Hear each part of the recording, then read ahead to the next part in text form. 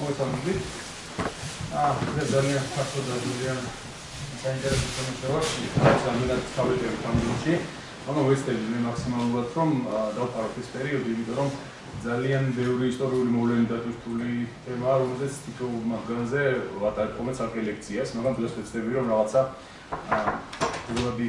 ზოგადად გადავუაროთ ყველა ამ თემას და დაახლოებით წარმოგიდგენა შევეცდათ ამაზე. აქცენტის გაკეთება, რა თქმა უნდა, შეიძლება როგორც დიპლომატიის ისტორიაზე, ისე აპრილის პოლიტიკურ ისტორიაზე, სამხედრო ისტორიაზე, იმიტომ ყველა კუთხე ძალიან საინტერესო პერიოდი არის. ეს არის ნაპოლეონის ომების ხანა, საფრანგეთის რევოლუციისა და ნაპოლეონის ომების ხანა, უფრო სწორად რომ ითქვას, რომელიც არის ალბათ 7 წლიანი ომის შემდეგ კიდევ უფრო გლობალური მასშტაბის მოვლენა, ვინაიდან გარდა იმისა, რომ ევროპაში უშუალოდ ხდება ის სამხედრო მოქმედებები, რომელზეც ჩვენ რა თქმა უნდა უმეტესობა მიწის, ხო, თუნდაც აუსტერლიცის, ვატერლოოს ბრძოლები და ასე შემდეგ, გარდა ამისა, მთელ მსოფლიოს დაეწყო ნაპოლეონის ომების კვალი.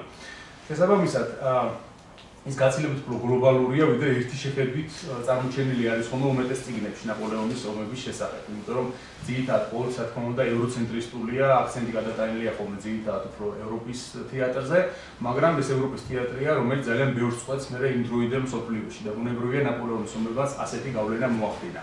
თუ არა პირდაპირ, არამედ იდივი გავლენაზე შეუძლია ძალიან ბევრი ვისაუბროთ, ბუნებრივია, ვინაიდან ეს არის ძალიან დიდი მასშტაბის მოვლენა. და სხვადასხვა ბოლო წლებში გამოვიდა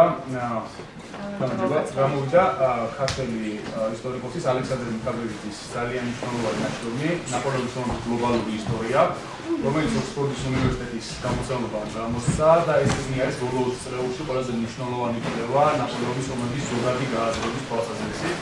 შესაბამისად, მან გააფართოვა ჩვენი თვალსაჩინო ძალიან ბევრი თვალსაზრისით, ანუ ის იგულისხმება, რომ ევროპას გაცდა გაცილებით, რა ხდება აზიაში ამ პერიოდში, როგორ მოახდინა ნაპოლეონის ომებმა ეწოდებული აკეზება სამხრეთ ამერიკის რევოლუციებისა, რამდენად შეეხო ამერიკის შეერთებულ შტატებს, მათ შორის ასევე სამხრეთ აღმოსავლეთ აზიას და აფრიკას და ასე შემდეგ. შესაბამისად, ეს არის ძალიან გლობალური მოვლენა. მაგრამ ჩვენ რა თქმა უნდა სანამ გადავხოთ ნაპოლეონის მოღვაწეობაზე და ზოგადად მის დიპლომატიასა და პოლიტიკაზე, იმიტომ რომ ნაპოლეონი ძალიან მრავალმხრივი ფიგურა არის, ხო? ის არ არის მარტო სამხედრო ფიგურა, ყველას ცნობილია რომ ის იყო დიდი მხედართმთავარი, რომელსაც ძალიან დიდი გამარჯვებები აქვს მოპოვებული და მთელი ევროპის კოალიციებს ებრძოდა და რამდენჯერმე ყავს ისინი დამარცხებული. გარდა ამისა, იყო ძალიან დიდი დიპლომატი და პოლიტიკოსი. მართალია მას აქვს, რა თქმა უნდა, დიდი შეცდომები დაშვებული თავის მოღვაწეობაში, მაგრამ რა თქმა უნდა, ამ ხელა საქმესთან შეჭიდებული მმართველისაგან, რომელიც წინააღმდეგაც მაშინდელი ევროპა იყო განწყობილი, ეს რა თქმა უნდა გასაკვირი არ არის და ყოველთვის დიდი პოლიტიკოსები უშვებენ დიდ შეცდომებს მხოლოდ. ასე რომ ნაპოლეონის აღზევება და დაცემა ამის ძალიან კარგი მაგალითი არის. მოდით პირველ რიგში საფრანგეთის რევოლუციის დავიწყოთ და გავაკეთოთ ზოგადი შესავალი ამ თემაზე, იმიტომ რომ საფრანგეთის რევოლუცია ჩემზე ცალკე სალექციო თემა არის და ვინაიდან ეს ნაპოლეონზე გვინდა აქცენტი, უბრალოდ გადავავოთ ამას თვალი, იმიტომ რომ ეს არის ამ საფრანგეთის რევოლუციის გარეშე ნაპოლეონი არ იქნებოდა, ბუნებრივია. შესაბამისად, ჩვენ გვჭირდება იმ ეწოდებული საფუძვლის მიმოხილვა, საიდან მოვიდა ნაპოლეონი, როგორ მოხდა და დაწინაურდა. ვინაიდან ეს არის კაცი, რომელსაც თავისთავად თვითონ შექმნა. 30 წლის ასაკში ალბათ არც ერთ ცნობილ მხედართმთავარს ლიდერს არ ჰქონდა მოპოვებული ახლა დიდება, რომელთაც ნაპოლეონს თუ არ გავიტოვებთ ალექსანდრე მაკედონელის, რა თქმა უნდა, რომელსაც მემკვიდრეობით ეძო ეს ყველაფერი თავის დროზე მამამისისგან, ხოლო ნაპოლეონი იყო საერთოდ უცხოელი საფრანგეთისთვის კორსიკული აზნაურული ოჯახიდან, რომელიც მოხდება უცხო ქვეყანაში და იქ მიაღწევს ამ ყველაფერს. შესაბამისად, მისი მოღვაწეობა მრავალმხრივ არის საინტერესო და ნაპოლეონის დიდება გარდა იმისა, რომ მან თვითონ შექმნა წმინდა ელენეს კუნძულზე ძალიან საინტერესო ტექსტი, ნაპოლეონის ლეგენდასაც უწოდებთ. ანუ ფაქტობრივად თავისი პროპაგანდა თვითონვე დაწერა, რომელსაც შემდგომ საუკუნეების მანძილზე ნაპოლეონის სახელი შემოგვინახა. გარდა ამისა, თანადროულ ავტორთა, თანადროულ მხედართმთავართა და დიპლომატთა შემდეგ მემუარებში, ნაწერებში კარგად იკითხება, რომ ეს არის იმ ეპოქის ყველაზე გამოჩენილი და განსაკუთრებული ფიგურა.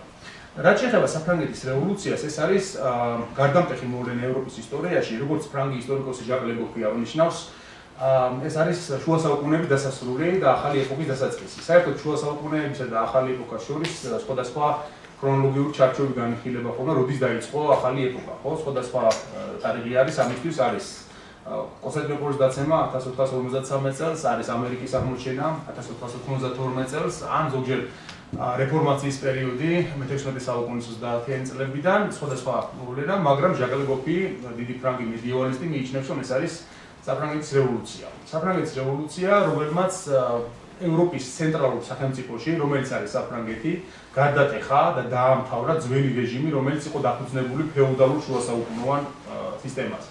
შესაბამისად, აქედან ეს იდეები უკვე ვრცელდება მთელ ევროპაში და ბუნებრივია ის იწვევს ძალიან დიდ ცვლილებებს. არსებობს ესეთი გამოთქმა მეტერნიხის, ცნობილი ავსტრიელი დიპლომატისა, რომ საფრანგეთი რომ დააცევინებს მთელ ევროპას სურდო ემართებაო და ასე იყო ზოგადად, საფრანგეთიდან იწყებოდა ხოლმე შემთხვევაში ასეთი ტალღები. საერთოდ ევროპაში ნაციონალური სახელმწიფოების და ერის სახელმწიფოების ჩამოყალიბება დაწყებული არის საფრანგეთიდან და ინგლისიდან. იმიტომ რომ ისინი თავის ძროზე 100 წლიანი ომის პერიოდში გამოერდნენ ჯერ კიდევ თავიანთ წარმომავლობაში იმაში თუ რა ვითარიან ისინი განსხვავებულები, რომ მათ აკავშირებთ ერთი ენა, ერთი კულტურა და ასე შემდეგ. შესაბამისად, საფრანგეთი და ინგლისი ამ მხრივ არის გამონაკლისი და აი მაგალითად იგივე გერმანია, რომელიც გვიან ერთიანდება მე-19 საუკუნეში, იტალია, რომელიც ასევე მე-19 საუკუნის შუა ხანებში ერთიანდება, მაგრამ ძალიან განსხვავდება. ანუ იქ ჯერ კიდევ არ არის რაღაცა ერთიანობის განცდა. და ზუსტად ამ ერთიანობის განცდაც ჩამოყალიბდება საფრანგეთის რევოლუციისა და ნაპოლეონის პერიოდში, როდესაც ევროპა დიდი ხნის მანძილზე, რომელიც ყოველთვის ერთმანეთს ებრძოდნენ ეს მონარქები, იყვნენ ერთმანეთის მოწინააღმდეგეები, ახლა რაღაცნაირად მოკავშირეობა უწევთ დიდი ხნის მანძილზე და ძალიან ბევრ ამას გააცნობიერებენ. მათ შორის გამოერკვევიან გერმანელებიც, რომ ისინი ყველანი გერმანელები არიან, ერთი ენა აქვთ, ერთი კულტურა აქვთ. ისინი დიდი ხანი იცხოვრებენ ერთ სახელმწიფოში, რაინის კონფედერაციაში, რომელიც ნაპოლეონი შექმნის.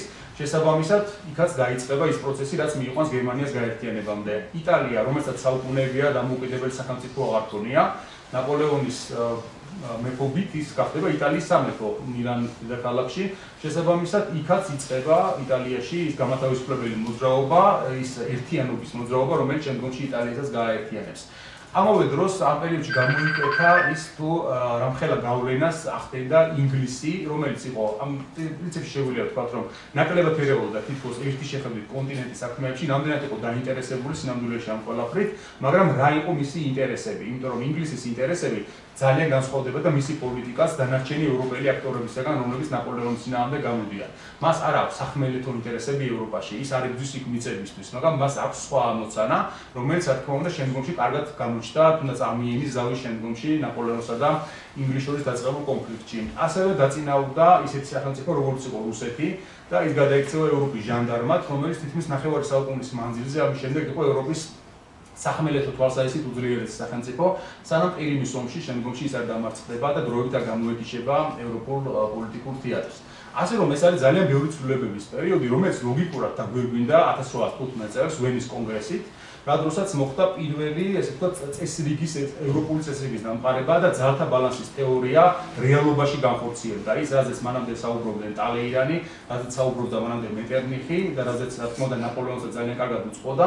შესაბამისად, აი მე მან უკვე კარგად წარმოჩინდა, რა თქმა უნდა, ვენის კონგრესზე თუ რას გულისხმობდნენ ისინი და საბოლოოდ როგორ სადამდე მივიდა ევროპა, როგორ ჩამოყალიბდა ვენის კონგრესის ეს რეალობა, რომელმაც საკმაოდ დიდი ხანი იარსება. პრინციპში შეგვიძლია ვთქვათ, რომ ბევრი მისი რეალია პირველ მსოფლიო ომამდე იყო შემორჩენილი და რა თქმა უნდა ნელ-ნელა იმსხვრეოდა იმ რევოლუციების ტალღებით, რომლებიც რა თქმა უნდა ისევ და ისევ საფრანგეთისგან იყო გამოწვეული. იმიტომ რომ იცით რომ საფრანგეთში ჯერ საფრანგეთის რევოლუციის შემდეგ მართალია მოხდა ძველი რეჟიმის აღდგენა, მაგრამ ძველი რეჟიმის შემდგომში მოყვა ივლისის მონარქიის პერიოდი, რომელიც 1830 წელს დაიწყო, შემდგომში 1858 წელს კიდევ მოასწრეს ფრანგებმა რევოლუცია და ეს ტალღა მერე მოედო მთელ ევროპას და თითქმის ყველგან გარკვეული ცვლილებები მოიტანა მან. თუ არა მონარქიის დამხობა და შემთხვევაში რესპუბლიკურ წყობაზე გადასვლა, სულ მცირე საზოგადოებისთვის მნიშვნელოვანი ცვლილებები მოიტანა ამ შემთხვევაში ლიბერალური ცვლილებები განსაკუთრებით აღსანიშნავია, რომელმაც შემდგომში მოიცვა მთელი ევროპა. საფრანგეთის რევოლუცია არის ძალიან მრავალმხრივ საინტერესო მოვლენა და სხვადასხვა მიზეზებს უკავშირდება. რა თქმა უნდა, მარქსისტულ ისტორიოგრაფიაში ის განხილული იყო ხოლმე, როგორც ამ შემთხვევაში მასების, ასე ვთქვათ, დაბალი მასების მესამე წოდების აჯანყება. შესაბამისად, ეს არის კლასთა ბრძოლის ერთ-ერთი ნაწილი მარქსისტული ისტორიოგრაფიის მიხედვით, რაც ბუნებრივია ამის საფუძველი სავსებით არსებობს.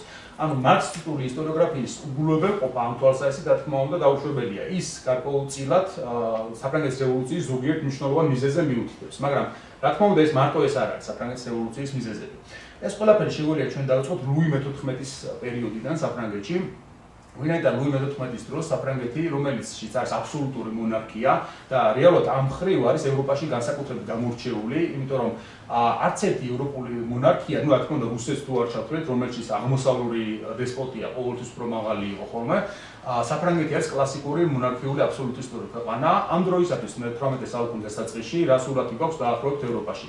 ინგლისში არის კონსტიტუციური მონარქია, რომელიც პარლამენტი ასრულებს თავარ როლს ამ შემთხვევაში. ავსტრია არის საღვთო რომის იმპერიის ერთ-ერთი წამყვანი სახელმწიფო, რომელიც იმპერატორიც არის ავსტრიის იმპერატორი, მაგრამ ეს არ არის ერთიანი სახელმწიფო, ეს არის ძალიან დეცენტრალიზებული სახელმწიფო, ძალიან ბევრი სხვადასხვა ერის შემადგენლობით, რაც შემდგომში ძალიან დიდ როლს შეასრულებს მის დაშლაში.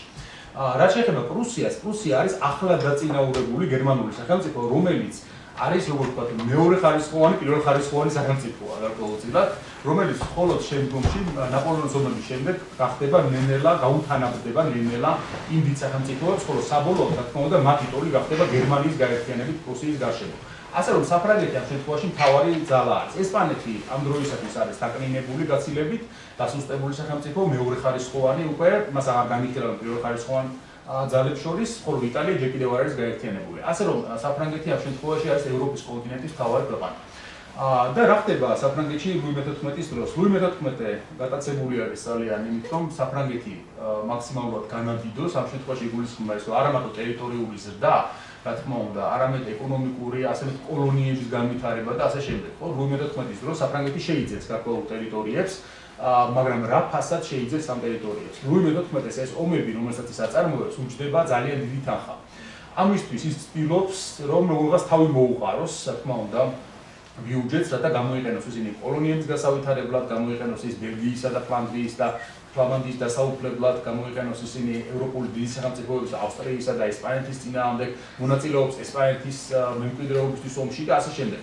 ერთი შეხედვით ამან რუკაზე საფრანგეთი გაზარდა კი, ძალიან შთამბეჭდავად გამოიყურებოდა. ლუი მე-14-ის დროს აშენდა ვერსალის სასახლე, ძალიან დიდებული ნაგებობა, მაგრამ სინამდვილეში ის ყველაფერი საფრანგეთს ძალიან ძვირი დაუჭდა. აი დაახლოებით შეგვიძლია შევადაროთ ბიზანტიის იმპერიას იუსტინიანეს მმართველობის დროს. როდესაც ერთი შეხედვით იუსტინიანეს დროს თითქოს რუკაზე რო შევხედავთ, მან რომის იმპერია დონეზე აღარ დგინა. ხო, სინამდვილეში იუსტინიანეს დროს გამოიფიტა ბიზანტიის იმპერია იმდენად, რომ მისი სიკვდილის შემდეგ ძალიან მძიმე მდგომარეობაში აღმოჩნდა და შემდგომ საუკუნეების განმავლობაში კრიზისს ებრძოდა. ლუი მე-14-ს დაახლოებით მსგავსი ტიპის მმართველი აქვს, შეგვიძლია ვთქვათ. რამაც საბოლოო ჯამში საფრანგეთი მე-18 საუკუნის ბოლოსკენ წაიყვანა გაბანკროტებამდე და გაღარიბებამდე და საბოლოო ჯამში გამოიწვია ერთ-ერთი მიზეზი იყო ამ შემთხვევაში საფრანგეთის რევოლუციისა. საფრანგეთის შემდგომ პერიოდში ეს ომები ძალიან ძვირი უჯდებოდა, განსაკუთრებით ვისთან, ინგლისთან, რა თქმა უნდა, იმიტომ რომ მე-17 საუკუნის ბოლოს დაიწყო საფრანგეთ-ინგლისის ომების სერია, რომელსაც უწოდებენ ხოლმე მეორე ასწლიან ომს. ეს მეორე ასწლიანი ომი დამთავრდება 1815 წელს ვატერლოოს ბრძოლით, რომელშიც საბოლოოდ ინგლისი გაიმარჯვებს. პირველი ასწლიანი ომი დამთავრდა საფრანგეთის გამარჯვებით და გაერთიანებით, მეორე ასწლიანი ომი დამთავრდა ინგლისის გამარჯვებით და მსოფლიო ბატონობის დასაწყისით ფაქტობრივად. შესაბამისად, ეს არის პერიოდი, როდესაც მუდმივი მეტოქეობა არის კუნძულსა და კონტინენტს შორის, ამ შემთხვევაში საფრანგეთსა და ბრიტანეთს შორის და საბოლოოდ მაშინ ინგლისი გამარჯვებული და ნახავთ რა მიზეზების გამოც. საერთოდ ისტორიოგრაფიაში ნაკლები ყურადღება ექცევა ხოლმე საზღვაო სამხედრო საქმის განვითარებას. ეს ფაქტორი პირველმა წინ გამოწია მე-19 საუკუნის ამერიკელებმა ადმირალმა აფრედ აიერმა ჰანმა, რომელმაც დაწერა შესანიშნავი ნაშრომი სამხედრო საზღვაო საქმის როლი მსოფლიოს ისტორიაში და განიხილა მე-15 საუკუნიდან თავის პერიოდამდე ფაქტობრივად ყველა დიდი ომი, რომელშიც საზღვაო საქმე ასრულებდა გადამწყვეტ როლს.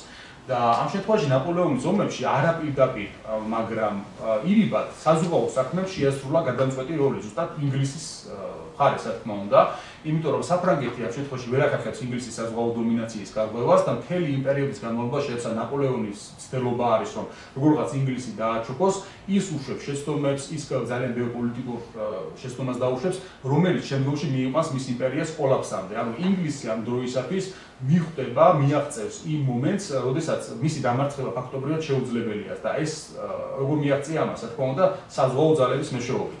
ანუ რომ არ მდგარიყო ინგლისის ფლოტი ნელსონის მეთაურობით, რა თქმა უნდა, ლა-მანშის სრუტეში ფრანგების წინააღმდეგ, არავინ იცის რა მოხდებოდა ნაპოლეონს რომ დაელაშქრა მაშინ ინგლისი, იმიტომ რომ ინგლისის სახმელეთო ძალები არ ყავდა საკმარისი იმისთვის რომ საფრანგეთს შეპასუხა. მაგრამ ყავდა ფლოტი, რომელთაც ის დაცული იყო და მას ვერავინ ვერაფერს ვერ შებედავდა ფაქტობრივად. შესაბამისად ეს არის ზღვების მბრძანებელი და ზღვების მბრძანებლობა გლობალურ ეპოქაში, როდესაც უკვე ყველა მთელი მსოფლიო შესწავლილი გამოკვლეულია შემთხვევაში და აფიქსირებული კოლონიზატორების მიერ, უკვე არის გადამწყვეტი ფაქტორი. ძალიან ბევრს უჩნდება კითხვა შემდგომში რატომ გაყიდა ნაპოლეონმა ლუიზიანა მაგალითად, რატომ მიატოვა კოლონიები და შემდეგ. ეს ყველაფერი ძალიან კარგად არის ახსნილი, რა თქმა უნდა, ინგლისის მეშვეობით, რომელიც არის ამ ყველაფრის მთავარი მიზეზი. ის რომელთანაც მშვიდობა საფრანგეთმა ვერაფრით ვერ მოახერხა და პრინციპში მის დაჯგუფების მცდელობაში თვითონ განადგურდა. ეს არის კონტინენტური სისტემა, რა თქმა უნდა. საფრანგეთის რევოლუციის კიდევ ერთი მთავარი მიზეზი არის სოციალურ ფენებში, რა თქმა უნდა, ეს უთანხმოება, ანუ სამი კლასია საფრანგეთში. პირველში შედის ეკლესია, მეორეში შედის არისტოკრატია, მესამეში შედის, რა თქმა უნდა, დანარჩენი მოსახლეობა მთლიანად. და ეხლა როგორ არის განაწილებული ეს ყველაფერი? პირველი ორი კლასი ფაქტობრივად 2%-დან 3%-მდეა. დანარჩენი ყველა შედის მესამე კლასში. ეხლა გადასახადებს როგორ იხდიან ისინი? პირველი ორი კლასი ფაქტობრივად არაფერს არ იხდის. პირიქით, ის გადასახადები, რასაც ისინი კრეფენ, მისდით ზუსტად აი ამ პირველ ორ კლასს, ხოლო მესამე კლასს აწვება მთელი სიმძიმე, იმ ომებისა, იმ სასახლეების მშენებლობისა და ყველაფერი, რაც იმ პერიოდში აბსოლუტურად ხდება საფრანგეთში. შესაბამისად, როგორც კი რაღაცა კრიზისი იჩენს თავს, მაგალითად მოუსავლიანობა, მაგალითად გარკვეულ ომებში წარუმატებლობა და შემდეგ, ეს ყველაფერი გადადის მესამე კლასის კისერზე. ბუნებრივია ამან გავლენა მოახდინა იმაზე, რომ მეფისადმი უკმაყოფილება იზრდებოდა და იზრდებოდა. და თქვენ იცით, რომ საფრანგეთის რევოლუციის ერთ-ერთი მიზეზი გახდება ის, რომ მეფე რომელიც მოიწვევს გენერალურ შტატებს, ვეღარ მიიღებს მისგან გადასახადებს, იმიტომ რომ მათ უბრალოდ არ შეუძლიათ ამის გაკეთება და აღარც უთ ამის გაკეთება, ვინაიდან საფრანგეთი არის ძალიან ძიმე ეკონომიკურ მდგომარეობაში. მაგრამ რატომ უწევს საფრანგეთის მეფეს აი მუდმივად გენერალურ შტატებისთვის პულის მოთხოვნა? უწევს იმიტომ, რა თქმა უნდა, რომ საფრანგეთი იძულებული არის, რომ იმ კონფლიქტებში, რომელიც მე-18 საუკუნეში ევროპაში მიმდინარეობს, ჩაერთოს. ესეთი კონფლიქტი არის პირველ რიგში 7 წლიანი ომი, რომელზეც როგორც ვთქვით, თქვენ წინა ლექციაზე უკვე გარკვეულწილად ისაუბრეთ, ხო? 7 წლიანი ომი საფრანგეთს ძიმედ დააზარალებს, გამოფიტავს, ამერიკაში მიაყენებს ძალიან ძიმედ დარტყმას და ფაქტობრივად საფრანგეთს აღარ შესწევს ძალა, რომ მუდმივი მოქმედი არმიით ხანგრძლივი ომი აწარმოოს, ვინაიდან მას ეკონომიკურად ამ შესაძლებლობა არ აქვს. გარდა ამისა, საფრანგეთში ამ პერიოდში ვრცელდება იდეები, რა თქმა უნდა, ეს არის გულისხმობთ ჰუმანისტების ჯერ პირველ რიგში და მეორე განმანათლებლების იდეებს, რომლებიც რა თქმა უნდა ადამიანებს ნელ-ნელა ადამიანებში შეაქვთ ის ცოდნა და ის გარკვეულად აღვივებენ იმ დამოკიდებულებას, რომელიც საბოლოოდ საფრანგეთის რევოლუციის დროს გახდება მთავარი მომწოდებელი ამ იდეებისა, ხო? ეს არის რა თქმა უნდა ვოლტერი, მონტესკიე, რუსო, რომლებიც განსაკუთრებით მნიშვნელოვან როლს შეასრულებენ იდეოლოგიურ მომზადებაში საფრანგეთის რევოლუციისა. და კიდევ ერთი მოვლენა, რომელიც ირიბად უკავშირდება საფრანგეთის რევოლუციას. ეს არის ამერიკის რევოლუცია. ამერიკაში რაც მოხდა და ამერიკის გათავისუფლება ამ შემთხვევაში და იქ ჩამოყალიბება მის სახელმწიფოსი, გარკვეულწილად შეგვიძლია ვთქვათ, რომ იყო წამახიზებელი რომ საფრანგეთში, რომელიც თავის ძროზე მისი მოკავშირე იყო, იქაც მომხდარიყო გარკვეული ცვლილებები და ბუნებრივია ამანაც იმოქმედა ამ პროცესებზე. საბოლოო ჯამში საფრანგეთის რევოლუცია, რომელიც ძალიან დიდებული იდეებით დაიწყო, ძალიან ბევრი რამ დაშავდა, რა თქმა უნდა, მის პროცესში, ხო? საფრანგეთის რევოლუციას მოყვა მძიმე ტერორი, რომელმაც შეიწირა უამრავი უდანაშაულო ადამიანიც, მათ შორის, მაგრამ ყოველთვის დიდი ცვლილებები ხდება ხოლმე, ასეთ გარემოში. არც ერთი რევოლუციას არ ჩაუვლია პრინციპში მსგავსი საშინელებების გარეშე, როგორც საფრანგეთის რევოლუციაში იყო. ეს არის გარდაუვალი პროცესი, იმიტომ რომ რევოლუციის შემდეგ იწყება რადიკალური პერიოდი გარდაქმნისა, რომელიც, რა თქმა უნდა, ძალიან ბევრს დააზიანებს, ბევრს იმსხვერპლებს, ბევრს სისხლი დაიღურება, მაგრამ საბოლოო ჯამში შემდგომში ახალ რეალობაში გაიგვიძებს ყველა. არსებობენ რევოლუციის სკეპტიკოსებიც და არსებობენ ისინი, ვინც მიიჩნევენ, რომ საფრანგეთის რევოლუციამ ძალიან ძირეულად შეცვალა ყველაფერი. ნაპოლეონი პრინციპში, რომელიც შემდგომში გამოჩნდება და რევოლუციის მონაპოვარს გადაიბარებს, არის რაღაცნაირად ხიდი ძველ და ახალ რეჟიმებს შორის. ანუ ეს კაცი შეეცდება რომ დააბალანსოს ურთიერთობა ძველ არისტოკრატიასა და ძველ საფრანგეთსა და ფაქტობრივად ახალ შორის.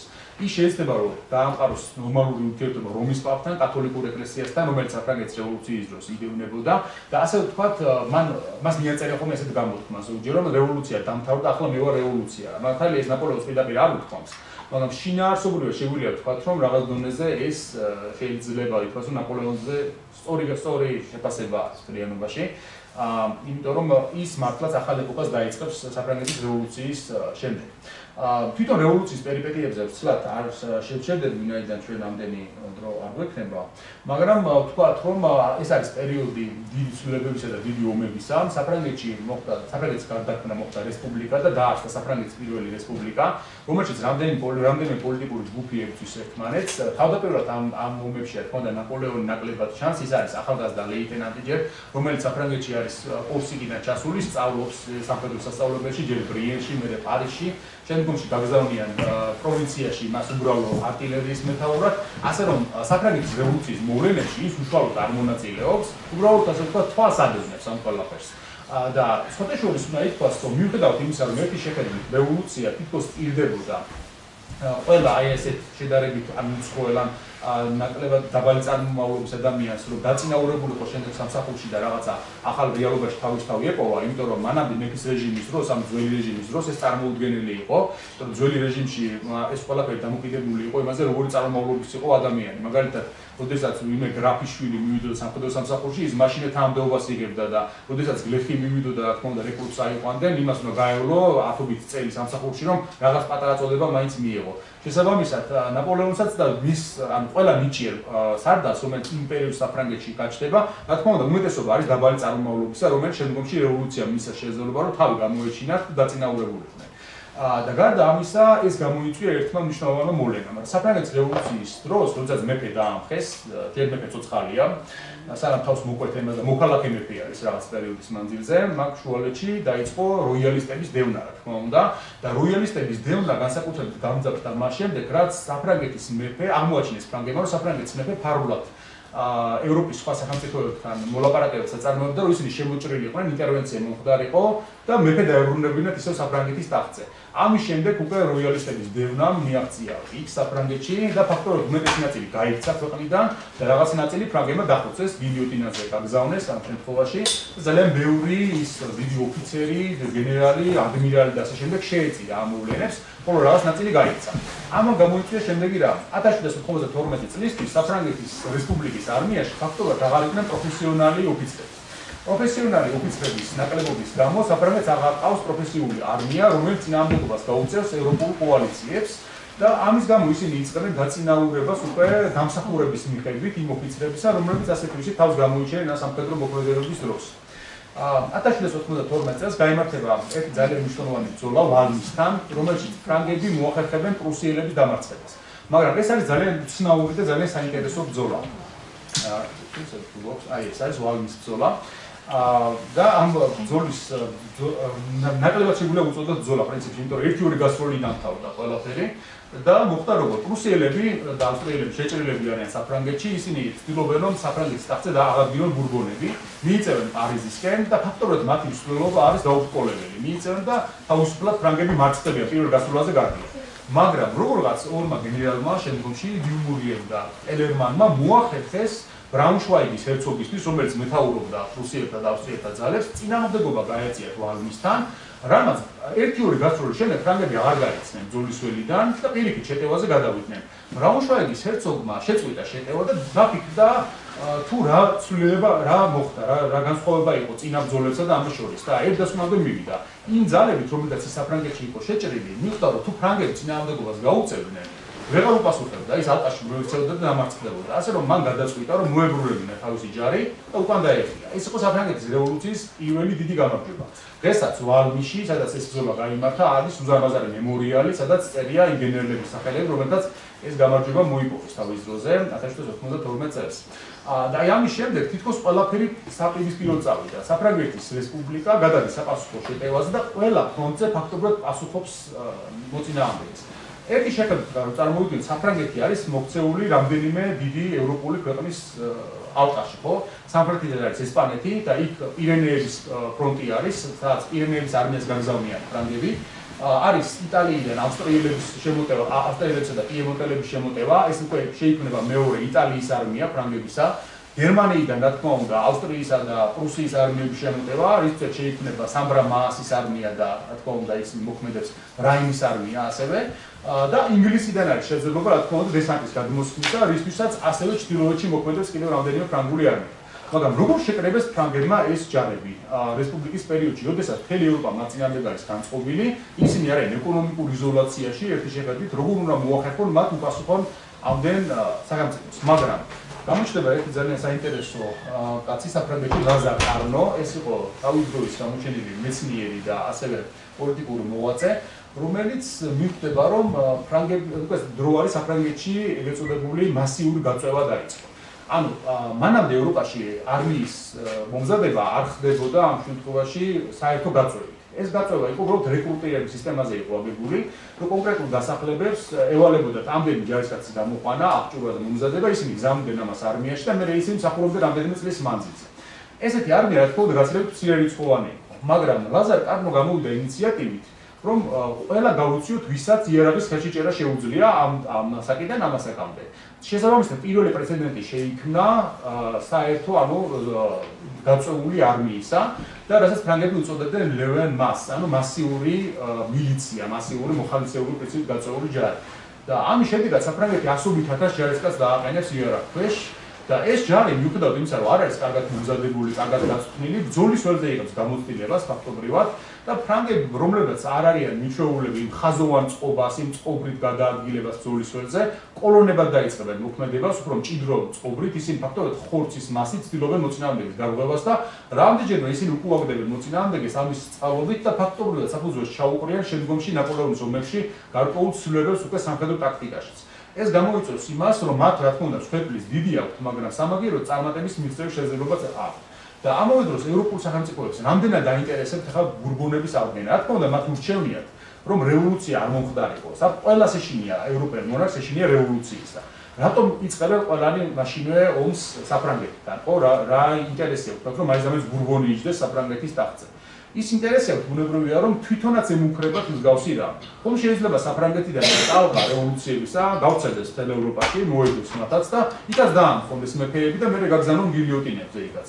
თავსეთ შეძლებელია ეს, ამის გამო მე მთელი მე-19 საუკუნის მანძილზეც რევოლუციებისა ყოველთვის ეშინოდათ მონარქიებს და სადაც კი დაიწყებოდა მცირე რევოლუციური ტალღა, მაშინვე ცდილობდნენ მის ჩახშობას. საფრანგეთს თავი დავარებოთ ამ მხრივ, შემდგომ თუნდაც 1758 წლის რევოლუციების დროსაც კი ყველა სახელმწიფო ცდილობს რევოლუციების ჩახშობას, მათ შორის რუსეთი იმდენად არის შეშინებული ევროპაში მომხდარი რევოლუციებით, რომ თვითონ გზავნის თავის ძალებს სხვა სახელმწიფოების დასახმარებლად, რომ იქ რევოლუციები რაღაც მოგუდონ და ჩაახშონ. იმიტომ რომ რა თქმა უნდა იქაც ემუქრებათ ამის საფრთხე, სადაც ყველაზე მეტად არის ამ შემთხვევაში ეს თანასწორობა დარღვეული. ამიტომაც არის რომ საფრანგეთის წინააღმდეგ მათ აქვს გარკვეული мотиваცია, მაგრამ ისინი განიცდიან მარცხს, რამდენიმე ფრონტზე ისინი დამარცხდნენ და ნელ-ნელა იწყებენ შეგუებას ახალ რეალობასთან. რა თქმა უნდა, ისინი თანასწორად არც კი სურთ რომ ესაუბრონ საფრანგეთს თანასწორად. იმიტომ რომ შემდგომში ტალეირანი სიტყვის ერთ ძალიან საინტერესო ფრაზას ნაპოლეონთან საუბარში, რომ თქვენი სისხლიო მათ არმიაჩნით ისე ძვირფასად, როგორც თავიანთი სისხლიო. იმიტომ რომ ისინი არიან მონარქიული ოჯახები, მრავალსაუკუნოვანი ისტორიით, ხოლო ბონაპარტი, რომელიც შემდგომში აღმოჩნდება საფრანგეთის ტახტზე, იყო დაბალი წარმომავლობის კორსიკელი აზნაური, შესაბამისად ისინი მას თანასწორად არ განიხილავენ. ისევე არ განიხილავენ, რა თქმა უნდა, საფრანგეთის რესპუბლიკის წარმომადგენლებს, რომლებიც დაბალი ფენის წარმომადგენლები არიან ამ შემთხვევაში და მათთან აქვთ ხელი გასვლილი მეფის სისხლში. იმიტომ რომ რეგიციდი მეფის კვლელობა ითვლებოდა ყველაზე დიდ საშინელებად, ყველაზე დიდ ცოდვად, რაც კი შეიძლებოდა მაშინ მომხდარიყო. იმიტომ რომ მეფეს მინიჭებული აქვს ძალაუფლება ღმერთისგან, ასე მიიჩნეოდა, ის არის მირონცხებული და მისი ხელისხლება, მისი სიკვდილით დარჩა და შემდეგ არის ყველაზე დიდი საშინელება, ყველაზე დიდი ცოდვა. ამის გამო შემდგომში როცა როიალისტები დაბრუნდებიან საფრანგეთში, ლუი მე-18-ის დროს აღარდგენენ ისევ საფრანგეთში თავიანთ მონარქიას, შემდგომში ეცდებიან ყველა იმ ადამიანის თავიდან მოშორებას, ვისაც თავის დროზე ხმა ჰქონდა მიცემული ლუი მე-16-ის სიკვდილით დაჯისათვის. ასეთ მათ შორის აღმოჩნდება ცნობილი ფუშე, რომელიც ნაპოლეონის პოლიციის მინისტრი იყო საკმაოდ დიდი ხნის მანძილზე და არც მაინც და მაინც ტალეირანით არ იყვნენ ისინი აღტაცებულები, იმიტომ რომ ტალეირანის თავის დროზე რესპუბლიკას ემსახურებოდა. ასე რომ ყველა მთელი ევროპა დაინტერესებული არის საფრანგეთის რევოლუციის დამხობით, მაგრამ მათ უბრალოდ ფიზიკურად არ შესწევთ ძალა, რომ ეს გააკეთონ იმ ერთ და ორ წელიწადში, როცა რევოლუცია დაიწყო. ანუ ფაქტობრივად რევოლუციამ პირველი ტალღა მოიგერია. პირველი ტალღის მოგერიების შემდეგ დაიწყო შიდა ბრძოლა საფრანგეთში, ამჯერად ეს გულისხმობთ იმას, რომ საფრანგეთი უნდა გაიწმინდეს როიალისტებისგან და ის უნდა გაერთიანდეს რესპუბლიკის დროშის ქვეშ. საფრანგეთში არის რამდენიმე პროვინცია, რომელიც არ იყო რევოლუციურად განწყობილი. ესენი ძირითადად იყვნენ სამხრეთ ნაწილში პროვანსის რეგიონი, რომელიც ყოველთვის მიიჩნეოდა ხოლმე მეფის მომხრეებად და მეორე, რა თქმა უნდა, ვანდეის რეგიონი, რომელიც ასევე მუდმივად იყო ხოლმე როიალისტების ბუდე. შესაბამისად, საფრანგეთის იმ პერიოდის მთავრობა, რომელსაც რობესპიერი უდგას სათავეში, ცდილობს იმას, რომ როგორღაც აი ეს ნაწილები შემოიერთოს. და აი ამ დროს გამოჩნდება ზუსტად ნაპოლეონი ასპარეზზე. მას მიიწვევენ 1793 წელს, ეს არის ტულონის ალყა. ტულონია სამხრეთ საფრანგეთის ყველაზე მნიშვნელოვანი პორტი იყო, რომელიც იმ პერიოდში როიალისტები აკონტროლებდნენ და ინგლისელები ზღვიდან იცავდნენ ამ პორტს. და ნაპოლეონი თავს გამოიჩენს ტულონის ალყის დროს, როგორც артиლერიის კარგი ოფიცერი, კარგი გენერალი და საბოლოო ჯამში ის მოახერხებს ამ ქალაქის ხელში ჩაგდებას. შესაბამისად, ის ნელ-ნელა დაწინაურდება სამხედრო სამსახურში, ბრიგადის გენერლის წოდებას მიიღებს. მაგრამ მოულოდნელად მოხდება ძალიან ესეთი გარდამტეხი მოვლენა საფრანგეთში, დაამხობენ რობესპიერის მთავრობას. რობესპიერის მთავრობის დამხობა ნაპოლეონისაც საფრთხე იყო, იმიტომ რომ ის დაახლოებული იყო ძმებ რობესპიერებთან, ოგიუსტენთან და ხო, მაქსიმილიანთან. და შესაბამისად მათი სიკვდილი ნიშნავდა ნაპოლეონისაც საფრთხე ემუქრებოდა. მართლაც ცოტა ხნით ციხეშიც კი მოხდა ამ რობესპიერების დამხობის შემდეგ, თუმცა შემდგომში გაათავისუფლეს. ამ დროს, რა თქმა უნდა, უკვე აღარ არის ტახტზე საფრანგეთის მეფე, რომელიც გილიოტინაზე გაგზავნეს ფრანგებმა და სხვადასხვა აი ეს საფრანგეთის მეფის დასჯის მომენტიც აი ჟაკ ლეგობს განსაკუთრებით აქვს გამოყოფილი შუა საუკუნეების დასასრულად, იმიტომ რომ როგორ წარადგინეს საფრანგეთის მეფე, როცა გილიოტინაზე გაგზავნეს ფრანგებმა. მოქალაქე ლუი კაპეტი. ის იყო ბურბონების დინასტიიდან, მაგრამ ის წარადგინეს როგორც ლუი კაპეტი. იმიტომ რომ ეს ყველაფერი სათავეს იღებს მე-10 საუკუნის საფრანგეთში, სადაც კაპეტინგების დინასტიამ მოიპოვა ძალაუფლება. ყველა შემდგომი დინასტია იყო კაპეტინგების შტო. შესაბამისად, ის მიიჩნეოდა, რომ იყო იმ კაპეტინგების შთამომავალი, რომელიც შუა საუკუნეებიდან ფლობდნენ საფრანგეთს. ბუნებრივია, აი ამან გამოიწვია ის, რომ აი პრინციპში რაღაც შუა საუკუნოვანი რეალობის დასასრულივით გამოჩნდა თითქოს მეფის სიკვდილით დასჯა. ისევე როგორც მარი ანტუანეტასი, რომელიც იყო ავსტრიელი და საერთოდ საფრანგეთში ავსტრიელ დედოფლებს მაინც და მაინც კარგი ბედი არ საკურნიათ. როგორც თავის დროზე ანა ავსტრიელს, ისე შემდგომში მარი ანტუანეტას და ასევე იქნება ნაპოლეონის მეუღლე შემდგომში მარი ლუიზა, რომელსაც ასევე დიდი ხანი არ შერჩება საფრანგეთის დედოფლობა. შესაბამისად, მეფე აღარ არის, რობესპიერის მთავრობას დაამხეს და საფრანგეთში მყარდება შედარებით ზომიერი რეჟიმი, რასაც დირექტორიის მმართველობას უწოდებენ. და დირექტორიის მმართველობა, რომელსაც სათავეში ედგა პოლ ბარასი, ეს იყო ძალიან საინტერესო ფიგურაა იმ დროისა, კაცი კონტროვერსიული ფიგურაა გარკვეულწილად, რომელსაც ჰქონდა ძალიან მრავალმხრივი პოლიტიკური ნიჭი, გულისხმობს ყველასთან შეეძლო ლაპარაკი, ის როიალისტებთანაც საუბრობს, საჭიროა საუბრობს ჟირონდისტებთანაც, იაკობინელებთან და ასე შემდეგ, ყველასთან შეუძლია ურთიერთობის დამყარება და მათ შორის ის აღმოაჩენს აი თითქოს ნაგავში მოსროლი ნაპოლეონს, რომელიც რობესპიერების შემდგომ თითქოს უკვე არაფერი ფუნქცია აღარ ჰქონდა. და ნაპოლეონი გამოჩნდება ისეთ გადამწყვეტ მომენტში, როგორც არის 1799 წლის 5 ოქტომბერი, ანუ რევოლუციური კალენდრის მიხედვით 13 ვანდემიერი, როცა საფრანგეთში პარიზში მზადდება როიალისტური ამბოხი და საფრანგეთში არის უკვე შეძლება გაჩენილი იმისა, რომ საფრანგეთში მეფობა აღდგეს, ანუ ძველი რეჟიმი აღდგეს. და ამის წინააღმდეგ დირექტორი არ არის კარგად მომზადებული, საფრანგეთის პარიზში სულ რამდენიმე 1000 ჯარისკაცი დგას, რომელიც წინააღმდეგობას ვერ გაუწევს მათი აზრით აჯანყებულებს და აი ამ დროს მათთან მივა ეს ახალგაზრდა ოფიცერი ნაპოლეონ ბონაპარტი, კორსიკელი, რომელსაც ბარასი შენიშნავს, რომ გაიგებს მისი წინააღმდეგ დამსახურებების შესახებ და რა თქმა უნდა მე მათ დაახლოებაში შესაძლოა ჟოზეფინასაც ძალიან დიდი წვლილი ექნება, რომელიც თავის დროზე ბარასის საყვარელი იყო თვითონ და შემდგომში ნაპოლეონთან სოლად შეერთო. და ნაპოლეონი შესთავაზებს ასე წინადადებას, რომ მოდი გამოვიყენოთ артиლერია ქალაქის ქუჩებში. და შესაძლოა აი ეს 13 ვანდემიერი ითვლება პარიზის ისტორიაში ერთ-ერთ სისხლიან დღედ, იმიტომ რომ ნაპოლეონმა როიალისტი ამბოხებულებს წინააღმდეგ ზარბაზნები გამოიყენა ქუჩაში, არავინ არ ელოდა ამას. უბრალოდ ამ ზარბაზნების საშუალებით ნაპოლეონმა მოახერხა ის, რასაც ვერ შეძლებდა ათასობით ჯარისკაცი. მან ფაქტობრივად შტაბ-ნელის წვიმით ასობით ადამიანები გაანადგურა და შემდგომ დანარჩენები გააქცია. ის სხვადასხვა ეს შეეთარიღო მითებია გავრცელებული ამ ვანდემიერის სისხლიანი დღის შესახებ, რომ თითქოს ნაპოლეონი მუდმივად რამდენიმე ხნის განმავლობაში ესროდა ზარბაზნებით, რომ რაც შეიძლება დიდი სოფლი გამოეწვია. სინამდვილეში მხოლოდ პირველი ორი ზალპი იყო დაკეტილი. დანარჩენი იყო ფუჭი მეეცისროდნენ, რომ უმალზულად რომ აშინებდნენ, ხმით აშინებდნენ, რადგან პირველად გაიწოეს ეფექტი მოახდინა, უკვე დანარჩენი უკვე აღარ იყო საჭირო, უბრალოდ ის დახარჯვა, მოკლედ რომ ვთქვა, იმიტომ რომ ამბოხება ჩავარდა.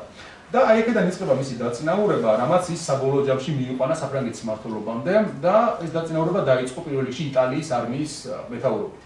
1797 წლებში ნაპოლეონი გაიგზავნა იტალიაში, სადაც საკმაოდ ძიმე მდგომარეობაში იმყოფებოდა საფრანგეთის არმია და ეს ფერჩიშველი ჯარისკაცები, როგორც მასპერიმაყერჩი აღწერდნენ ხოლმე მათ, რომელსაც თქვა იარაღის ნაკლებობა დეფიციტი ჰქონდათ, საკვების დეფიციტი ჰქონდათ, ლოგისტიკური პრობლემები სერიოზული, მოიპოვა მათი საშუალებით იტალიაში დიდი გამარჯვებები ავსტრიელებზე, საბოლოოდ ეს დამთავრდა, რომ არავინ არ ელოდა ამას. იტალია ყოველთვის მიიჩნეოდა ხოლმე მეორეხარისხოვან ფრონტად. იქ რო გაგზავნეს ნაპოლეონი, ისინი ფიქრობდნენ, რომ უბრალოდ ისინი დროს მოიგებდნენ იტალიაში ამ არმიით და გერმანიაში მთავარი შეტევა განხორციელდებოდა, მაგრამ აღმოჩნდა, რომ მთავარი შეტევა იტალიაში განხორციელდა, იმიტომ რომ ნაპოლეონი მიიწევს ვენისკენ, უკვე ავსტრიის დედაქალაქისკენ და საბოლოოდ მათ შორის გაფორმდება ხელშეკრულება კამპო-ფორმიოს ზავი, რომელშიც ნაპოლეონი გამოავლენს ერთ თავის თვისებას, რომელიც შემდგომში მუდმივად ჩანს მის მოღვაწეობაში, რომ მას არ უყვარს მაინც და მაინც სხვისი რჩევის ყურად აღება ან სხვისი ჩარევა მის საქმეებში. ის პირდაპირ თვითონ გააკეთებს ამ დოკუმენტს, ისე დადებს ზავს ავსტრიელებთან, რომ არც კი დაეკითხება ფაქტობრივად ის დირექტორია სამის შესახებ. და ის ფიქრობდა, რომ ამის უფლება მას ჰქონდა. ის არის ყველაზე პოპულარული გენერალი ამ დროს საფრანგეთში, რომელმაც ძლივს აი ამ რაღაცა წარუმატებლობიდან გამოიყვანა საფრანგეთის რესპუბლიკა და ავსტრიელები დაამარცხა ავსტრიაში. ამის შედეგად, ამ კამპო-ფორმიოს ზავის შედეგად, ნაპოლეონმა კიდევ ერთი თვისება წარმოაჩინა თავისი, ეს იყო ადმინისტრაციული უნარი, რის შედეგადაც რამდენიმე პატარა სახელმწიფო შექმნა მან იტალიაში, როგორც იყო ლიგურიის რესპუბლიკა, მათ შორის და ცისალპური რესპუბლიკა და დაუკვირდებით ამ სახელებს, ეს ანტიკური დასახელებები. საიდან მოიტანა ნაპოლეონმა ეს ანტიკური დასახელებები? საიდან, რა თქმა უნდა, ის არის გადაცებული იულიუს კეისრის გალიის ომის კომენტარებით, რომელიც არის ერთ-ერთი შესანიშნავი ანტიკური წყარო და ის როგორც ცნობილია ამ იტალიაში ლაშქრობის პერიოდში კითხულობდა მუდმივად ამ ტექსტს, აკეთებდა კომენტარებს შიგნით და შემდგომში შთაგონებას ეწვია, რომ ეს ანტიკური სახელწოდებები ისევ დაებრუნებინა ამ შემთხვევაში და გამოიყენა კიდევაც ძალიან კარგად ამ შემთხვევაში. ასევე მეორე მომენტია, როცა ამას აკეთებს, მას ეკუთვნის ესეთი მოთხრობა ვახშამი ბოკერში, ასე ქვია.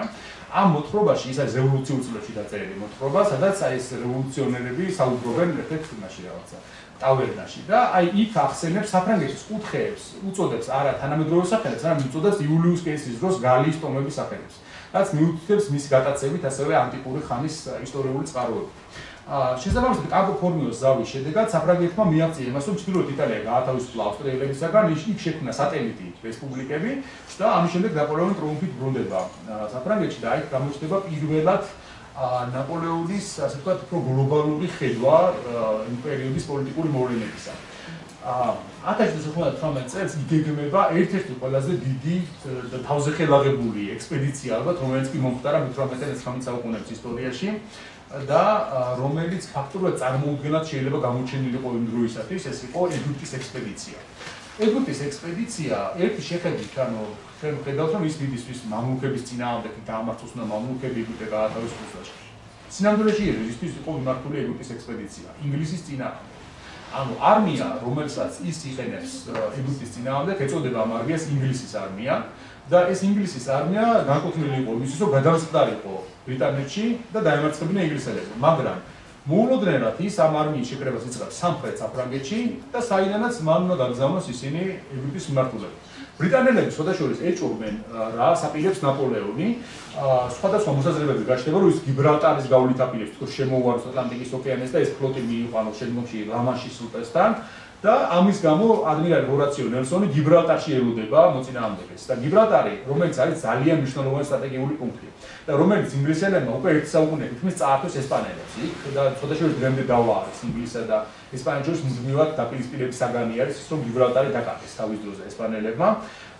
გიბრალტარი მნიშვნელოვანია იმითაც, რომ თუ საჭირო გახდება, ნელსონ შეუძლია ფლოტი გამოიყვანოს იქიდან და გაეკიდოს ნაპოლეონს თუ სხვა მმართველებს გადაწყვეტს ის წასვლას.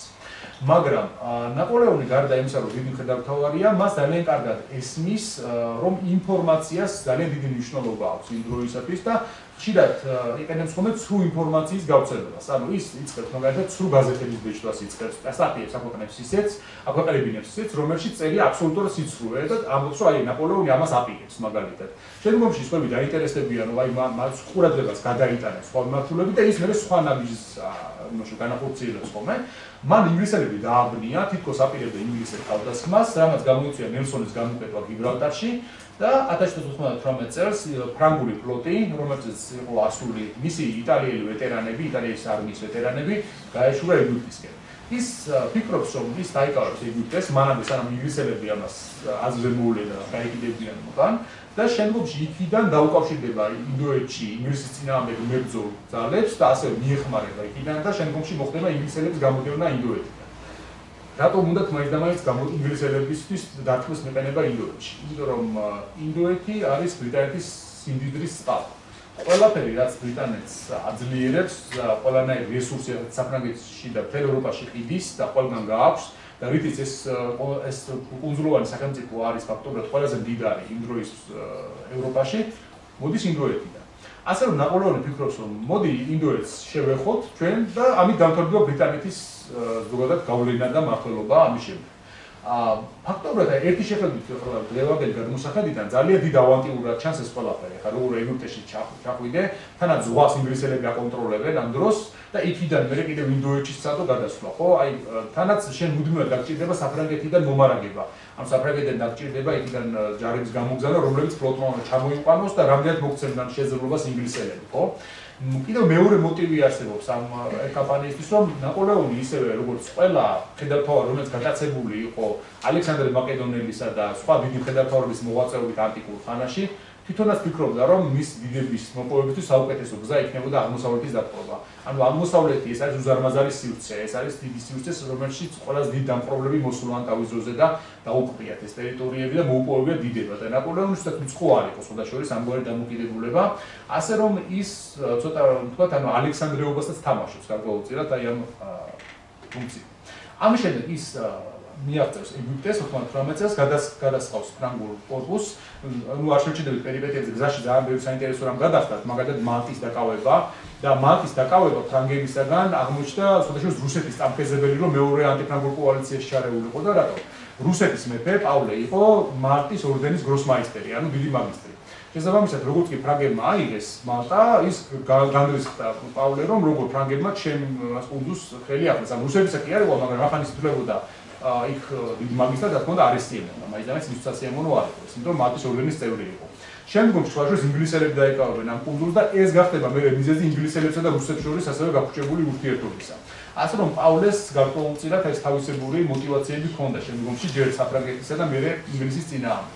მალტის დაკავების შემდეგ ნაპოლეონი მიაღწევს ეგვიპტეს, ნელსონი მოსდევს მას, მაგრამ აღმოჩნდება, რომ ინგლისური ფლოტი იმდენად სწრაფად ჩავა ეგვიპტეში, რომ ჩავლენ და ფრანგები არ არიან ეგვიპტეში და დაეჭვდება ნელსონი, რომ სად წავიდნენ ფრანგები და მეორე მიმართულება, რასაც ის იეჭვებს, ეს არის კონსტანტინოპოლი. ანუ ის სტამბოლში წავიდნენ ფრანგები, ფიქრობს, ან ოსმალეთს შეუტიეს, მოატრიალებს მთელ ფლოტს და გაეშურება სტამბოლისკენ. როცა ჩავა, იქაც არ დახვდება ფრანგები და ფრანგები ამ დროს ეგვიპტეში გადასხდებიან, შეუტევენ მამლუქებს, რომელსაც მაშინ მეთაურობს მურად ბეი, რომელიც წარმომავლობით იყო საქართველოსდან, ისევე როგორც იბრაჰიმ ბეი, ორი მეთაური ყავდათ მამლუქებს, მურად ბეი და იბრაჰიმ ბეი, ორივე ქართული წარმომავლობისა. ეს არის პერიოდი მე-18 საუკუნის მეორე ნახევარი, როცა ქართველი მამლუქების ზეობის ხანა არის ეგვიპტეში. საერთოდ მიაჩნიათ ხოლმე, რომ მამლუქები ძირითადად ქართველები იყვნენ, თუმცა ასე არ იყო. თლად პირველი და მეორე ეტაპი მამლუქებისა ან ბურჯელებისა და ბაჰრელების პერიოდი არ არის ქართველი მამლუქები დატვირთული. მაგ პერიოდში უფრო იყვნენ ყიჩაღები, უფრო იყვნენ ჩრდილოეთ კავკასიელები, ჩერქეზები და ასე შემდეგ. აი უკვე მე-18 საუკუნეში ქართველების ზეობის ხანა არის ეგვიპტეში. ვინაიდან ძალიან გაფართოვდება ტყვის ყიდვა და რა თქმა უნდა ლეკებისგან მოტაცებული ტყვეებიც შეატყდებიან. გარდა იმისა, რომ დასავლეთ საქართველოში იყიდება ძალიან ბევრი ტყვე, უშუალოდ ქართველები ყიდნენ ამას, როგორც იცით. ამას გარდა ლეკებიც იტაცება ძალიან ბევრს, რომლებიც ასევე იყიდება შემდგომში სტამბოლის ბაზარზე. მათ შორის ერთი ძალიან საინტერესო ისტორია გავუსწრებთ ამაზე, რუსტამ რაზას ამბავი. რუსტამ რაზა იყო თბილისელი სომეხი, როსტამ ჰონანის შვილი, რომელიც შემდგომში მას ტყვე ჩაუვარდება ლეკებს, ის ლეკები გაყიდიან მას და ფოთიდან გაიყვანენ ოსმალები და წაიყვანენ სტამბოლში, სტამბოლიდან გაიყიდება ეგვიპტეში, მოხდება ეგვიპტეში და მსახურობს უბრალო მამლუქად ერთ-ერთი ქართველი მამლუქის სალიხ ბეის კარზე. მერე ის აღწერს კიდეც თავის მემუარებში, მას მემუარებად დაწერილი, იმიტომ რომ შემდგომში ის ნაპოლეონი წაიყვანს რუსტამს თან და ის წერს, რომ სალიხ ბეი ქართულად დაელაპარაკა მასო და ჩაიყვანეს იქ და როდესაც ამან კარგად არ იცოდა ქართული, იმიტომ რომ სომეხი იყო და მე ცოტა ხანი ჰქონდა თბილისში ნაცხოვრები ძალიან, კარგად არ ვიცოდი ქართული და ამის გამო დამიწუნესო მათო და შესაბამისად დამრიყეს და მეორე ხარისხოვანი ფიგურა ვიყავი ძალიანო. და შემდგომში როცა ნაპოლეონი ილაშქრებს და დაამარცხებს მამლუქებს, ერთ-ერთი მამლუქი მის თავს აჩუქებს ნაპოლეონს და ნაპოლეონის თან წაიყვანს მერე საფრანგეთში. მურად ბეი და ებრაჰიმ ბეი შეეცდებიან ნაპოლეონის დამარცხებას, ყველაზე ცნობილი ბრძოლა მათ შორის არის რა თქმა უნდა ბრძოლა პირამიდებთან. ну ასე ეწოდება ამ ბრძოლას, სინამდვილეში არანაირ პირამიდებთან არ მოხდა რა ეს ბრძოლა, სინამდვილეში მოხდა იმბაბასთან, სოფელ იმბაბასთან, უბრალოდ მოშორები ძალიან შორს, აქედან ჩანს პირამიდები და ნაპოლეონს რა თქმა უნდა, რომელიც ძალიან ეპიკურად უნდა წარმოჩენილიყო ეს ყველაფერი, ერჩინა რომ ამის პირამიდებთან ბრძოლა დაერქმია, ვიდრე სოფელ იმბაბასთან ბრძოლა, ხა ბუნებრივია. ის მისი ცნობილი ფრაზაც ალბათ ყველას ხსნენიათ, რომ 40 საუკუნე გადმოგწყვეტს ამ პირამიდებიდან, როცა თავი ჯარისკაცებს იმართა. მამლუქები მარტივად დამარცხდნენ ფრანგეთთან, იმიტომ რომ უბრალოდ მას ტექნიკურად შანსი არ ჰქონდათ საფრანგეთის არმიასთან ბრძოლაში და ნაპოლეონი ახერხებს კაიროს აღებას და შეუტევს სირია-პალესტინის მიმართულებაზე, სადაც მას უბრალოდ ლოგისტიკური პრობლემების გამო ვერ მოახერხებს თალათ აკრას აღებას და შემდგომში მოუწევს ისევ ეგვიპტეში უკან დახევა.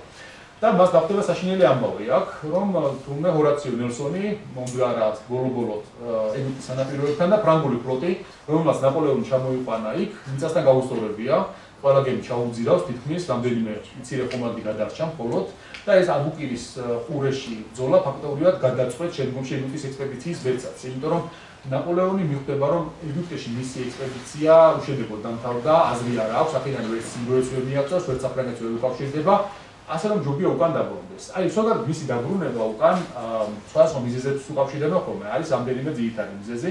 ერთმა უნდა პირველი და უმთავრესი არის ის, რომ ამ პერიოდში საფრანგეთს თავს დაესხა მეორე ანტიფრანგული კოალიცია რუსეთსა და ავსტრიის შემადგენლობით, რომლებიც ალექსანდრე სუვოროვის მეთაურობით შეიჭრებიან ჩრდილოეთ იტალიაში და ნაპოლეონმა რაც კი კამპო-ფორმიოს ზავით მიაღწია, ყველაფერი წყალში ჩაიყრება. ედბაშად, შემდგომში ისინი გადავლენ ალპებს გადალახავს სუვოროვი, შეიჭრება შვეიცარიაში, თუმცა იქ წარმატებას ვეღარ მიაღწევს.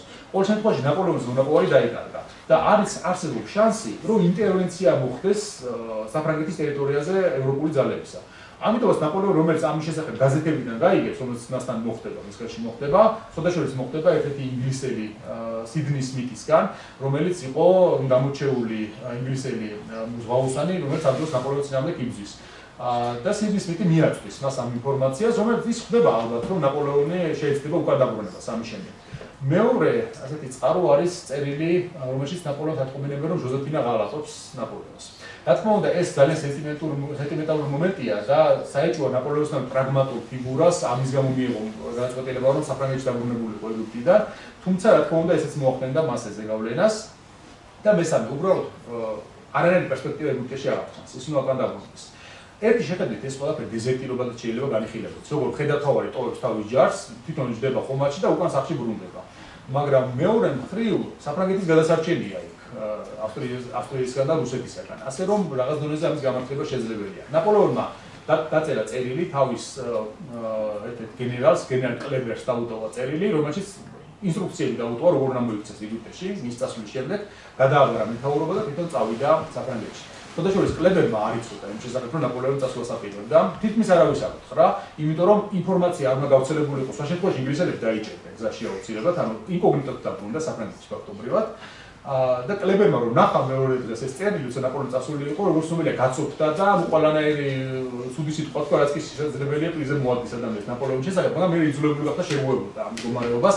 ძალიან ნიჭიერი გენერალი იყო, კარგი ადმინისტრატორი, რომელიც შეეცადა ეგვიპტის სიტუაციის მოწესრიგებას, თუმცა ფანატიკოსის מחვილმა იმსხვერპლა შემდგომში, იმიტომ რომ მუსლიმმა ფანატიკოსმა მოკლა შემდგომში კლებერი და ის შეანაცვლა გენერალმა მენუმ, რომელმაც ისლამი მიიღო და გახდა აბდალა მენუ და ეს აბდალა მენუ შემდგომში საბოლოოდ მარცხდება ინგლისელების წინააღმდეგ ბრძოლაში და მას ინგლისელები შესაძლოა ფრანგულ საექსპედიციო კორპუსს ჩასვამენ ამ გემებში და უკან დააბრუნებენ საფრანგეთში რეზიდენტი ხმაურის გარეშე.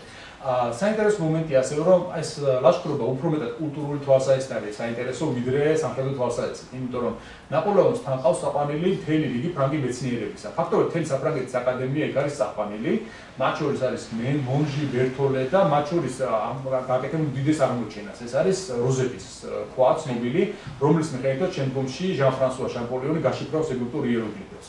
ანუ შეიძლება ითქვას ნაპოლეონის ექსპედიცია არის ეგვიპტოლოგიის დასაწყისი, ეგვიპტოლოგიის დასაბამი. მაგრამ საინტერესოა ის ქვა, რომელიც ფრანგებმა იპოვეს, შამპოლიონმა გაშიფრა სად? ლონდონში. იმიტომ რომ შემდგომში ინგლისელები ჩავიდნენ წაიღეს ის ქვა და თვითონ წაიღეს ლონდონში და ანუ შამპოლიონს მოუხდა შემდგომში რომ ინგლისელებს ისეთ ხოვა რომ ემუშავა ამ ქვის გაშიფრაზე. ყოველ შემთხვევაში ნაპოლეონის დროს საფუძველი ჩაეყარა გარკვეულწილად ეგვიპტოლოგიას. ეს არის სუვოროვის მიერ ალპების გადალახვა, ცნობილი ნახატი და ეს მეორე არის გენიალი დამიან მორო, რომელიც ტრეგიასთან ბრძოლაში მარცხდება შემდგომში სუვოროვის წინააღმდეგ. მაგრამ აქ უნდა გავიხსენოთ ერთი მნიშვნელოვანი ფრანგი გენერალი, რომელმაც რუსების უკუგდება მოახერხა შვეიცარიიდან და მაშინ გარკვეულწილად დააზღვია საფრანგეთში ინტერვენცია, რომ აღარ მოხდა. ეს იყო გენერალი მასენა, რომელიც შემდგომში გახდება მარშალი მასენა. ის ციურიხთან ბრძოლაში ამარცხებს რუსი გენერლის რიმსკი-კორსაკოვის კორპუსს და უკუაგდებს მას იქიდან, რის შემდეგაც რუსები ფაქტობრივად ტოვებენ ომის თეატრს. და კიდევ ერთი მიზეზის გამო ტოვებენ, რა თქმა უნდა. ეს მიზეზი არის ავსტრიელებთან დაპირისპირება. ანუ მოკავშირეებს შორის თვითონ შიგნით საკმაოდ დიდი განხეთქილებას უფლებს. მაგალითად, რუსები მიიჩნევდნენ, რომ ავსტრიელებს უნდათ რომ ყველაფერი მათ კისერზე გადასულიყო, ანუ რუსებს მიეღწიათ ყველაფერი და მე ავსტრიელები მოიდოდნენ და ყველაფერს თვითონ მიიღებდნენ ნახევრად. და პრინციპში ლოგიკურად ასე გამოდის, იმიტომ რომ რუსები ძალიან შორს არის გეოგრაფიულად ამ სივრციდან. მას უბრალოდ რევოლუციის დამარცხება აინტერესებს ამ შემთხვევაში, ხო? ანუ რა წარმატებას უნდა მიაღწიოს, რა თქმა უნდა, ავსტრია მიიღებს აქედან ყველანაირ შედეგებს, იმიტომ რომ ავსტრია იმყოფება იტალიაში, იტალიეთისა დაინტერესებული, შვეიცარიისა დაინტერესებული. ასეც მოხდა პრინციპში, მაგრამ მოხდა განხეთქილება რუსებსა და ავსტრიელებს შორის და გარკვეულწილად საფრანგეთი ინტერვენციას გადარჩა. ნაპოლეონი უკვე დაბრუნების შემდეგ მალევე იწყებს განხილვას იმ წინადადებისა, რომელიც მიიღო მან ფოტოშოპის გენერალმა მიიღო ემანუელ სიესისგან, ეს იყო აბატი ფოტოშოპის თავის დროზე. იმიტომ რომ რელიგიური მოღვაწეები, რომლებიც საფრანგეთში იყვნენ რევოლუციამდე პერიოდში, იძულებულები გახდნენ ფოტოშოპის, რომ შემდგომში გავყარებდნენ სამოქალაქო პირები. იმიტომ რომ ეკლესია იდევნებოდა საფრანგეთში, კათოლიკური ეკლესია ფაქტობრივად აკრძალული იყო, დლები ჩამოკიდეს ჰიპოთეზზე, ფრანგებმა, რის შედეგადაც ფაქტობრივად ყველა ის, ვისაც უნდა რომ რაღაც საფრანგეთში დარჩენილიყო და რაღაცას მიეღწია, უნდა გადასულიყო სამოქალაქო სამსახურში. ორი ასეთი ფიგურა განსაკუთრებით მნიშვნელოვანი. ერთი არის ემანუელ სიესი, რომელიც ნაპოლეონთან ერთად თანაკონსული გახდება შემდგომში და მეორე ასეთი ფიგურა არის შარლ მორის დე ტალეირან პერიგორი, რომელიც არის ალბათ ყველა დროის ერთ-ერთი ყველაზე ცნობილი დიპლომატიური მოღვაწე, არა მარტო საფრანგეთის, არამედ მსოფლიოს ისტორიაში. ნაპოლეონი და სიესი გეგმავენ დირექტორიის დამხობას და საფრანგეთში კონსულატის დანიშნას, ანუ რამდენი სამი კონსული უნდა იყოს, რომელთაგან ნაპოლეონი პრინციპში შემდგომში მალევე ითავებს მეთაურობას. მაგრამ როგორ უნდა განხორციელდეს ეს ყველაფერი? რა თქმა უნდა, ძალით. ნაპოლეონი არის სამხედრო პირი, ის არის ძალიან პოპულარული არმიაში, ის არის ძალიან პოპულარული ხალხში და სიესი თვითონ ამ შემთხვევაში ამ სამხედრო გადატრიალებას ვერ მოაწყობს. იმიტომ რომ ის არის სამოქალაქო პირი, უბრალოდ დირექტორების ერთ-ერთი წევრი, ასე რომ მას ჭირდება იარაღი, რომელიცაც გამოიყენებს სხვა დირექტორების წინააღმდეგ საბოლოოდ მოახერხებს მათ ჩანაცვლებას. მაგრამ სიესმა ვერ გაითვალისწინა, რომ ნაპოლეონის გარდა სამხედრო ამბიციებისა, იმიტომ რომ თავის დროზე ძალიან კარგად მიიღბაოდა სხვათა შორის ის თავის თავს. ანუ ნაპოლეონი ამ შემთხვევაში ამბობდა, აღნიშნავდა იმას, რომ მე არ მაინტერესებს ამ შემთხვევაში ქვეყნის მმართველობა. თითქოს ასე აჩვენებდა თავს. უბრალოდ სამხედრო პირი იყო, მას უნდა ვითომ რევოლუციის მონაპოვარი შენარჩუნება, მას უნდა უბრალოდ როიალისტები არ დაეშვა საფრანგეთში და ასე შემდეგ, მაგრამ სიესი მალე მიხვდა, რომ ნაპოლეონს გაცილებით უფრო დიდი ამბიციები ჰქონდა, ვიდრე ერთი შეხედვით ეს ჩანდა. ხოდაშორის ტალეირანმა თავის ძოზევე მიაქცია ამას ყურადღება, მასა და ნაპოლეონის შორის პირველი განხეთქილება ხოდაშორის მოხდა ეგვიპტის ექსპედიციის გამო. ეგვიპტის ექსპედიციის დროს ტალეირანი დაპირდა ნაპოლეონს, რომ ის ჩავიდოდა სტამბოლში და ოსმალეთის სულთანს დაარწმუნებდა, რომ ნაპოლეონი მის წინააღმდეგ არ იყო ეგვიპტეში ჩასული, იმიტომ რომ ფორმალურად ეგვიპტე ეკუთვნოდა ოსმალეთის იმპერიას. მაგრამ ტალეირანი არ ჩავიდა სტამბოლში, შესაბამისად ოსმალეთმა იფიქრა, რომ ისინი ჩვენ წინააღმდეგ ჩამოვიდნენ, აქ გაგზავნა არმია და ინგლისელებს დაეხმარა ნაპოლეონის ექსპედიციის საექსპედიციო კორპუსის წარუმატებლობაში ფაქტობრივად. ასე რომ ნაპოლეონი და ტალეირანი მიუხედავად იმისა, რომ ამ დროს მოკავშირეები არიან, მათ შორის გარკვეული გზარები ურთიერთობაში უკვე აღმოჩნდება. და პრინციპში ეს შემდგომში მუდმივად გასტანს მათ ურთიერთობას, საბოლოოდ კი ტალეირანის ღალატით დამთავრდება ფაქტობრივად, რომელიც ძალიან დიდ როლს შეასრულებს ნაპოლეონის დამხობაში. ყოველ შემთხვევაში 18 მეომრის გადატრიალება, 9 მეომრის გადატრიალებაში ნაპოლეონი თავისი არმიით, თქო უნდა გადაწყვეტ როლს შეასრულებს. ის კონვენტს, საფრანგეთის 500 წევრიან კონვენტს ფაქტობრივად აიძულებს, რომ დაიშალონ და შემდგომში თქო უნდა აირჩიონ სამი კონსული, როჟე დიუკო, სიესი და ნაპოლეონი, რომლიდანაც ძალიან მალევე ნაპოლეონი მიაღწევს ფაქტობრივად ერთპიროვნულ ძალაუფლებას საფრანგეთში და ჯერ გახდება დროებით და შემდგომში მუდმივი კონსულის წოდებას მოიპოვებს. და კონსულატის პერიოდი სხვადასხვა უნდა ითქვას, რომ ნაპოლეონის მოღვაწეობაში ოქროს ხანა არის გარკვეულწილად. ანუ იმპერიული პერიოდი უფრო პრობლემებით ხასიათდება, მაგრამ არა კონსულატი. კონსულობის პერიოდში ნაპოლეონი არის ევროპის გმირი. იმიტომ რომ ის მიიჩნევა რევოლუციის გადამჩენად, ის მიიჩნევა დემოკრატ მმართველად, ასე ვთქვათ, რესპუბლიკის მმართველად. შესაბამისად, ყველა ის დიდი იმპერიების ლიტერატურული მოღვაწე იქნება ეს თუ მუსიკოსი თუ შემდეგ აღმერთებს ნაპოლეონს. მათ შორის ბეთჰოვენმა სიმფონია მიუძღვნა, ბაირონი ახთოვანებულია ნაპოლეონით, მიიჩნევა ის გამათავისუფლებლად, რაღაცა ძალიან დიდებულ ადამიანად. და იმპერია შემდგომში ამას გარკვეულწილად შეცვლის ევროპაში ამ სურათს. თუმცა ჩვენ რა თქმა უნდა პირველში კონსულობის პერიოდში უნდა შევეღოთ რევანშს ავსტრიაზე და შემდგომში ამიენის ზავს. სანამ გავაგზავნებთ რამე შეკითხვა ხო არა გაქვს თუ რამე ნაწილიდან ისინი თუ დემონში გიყავს მე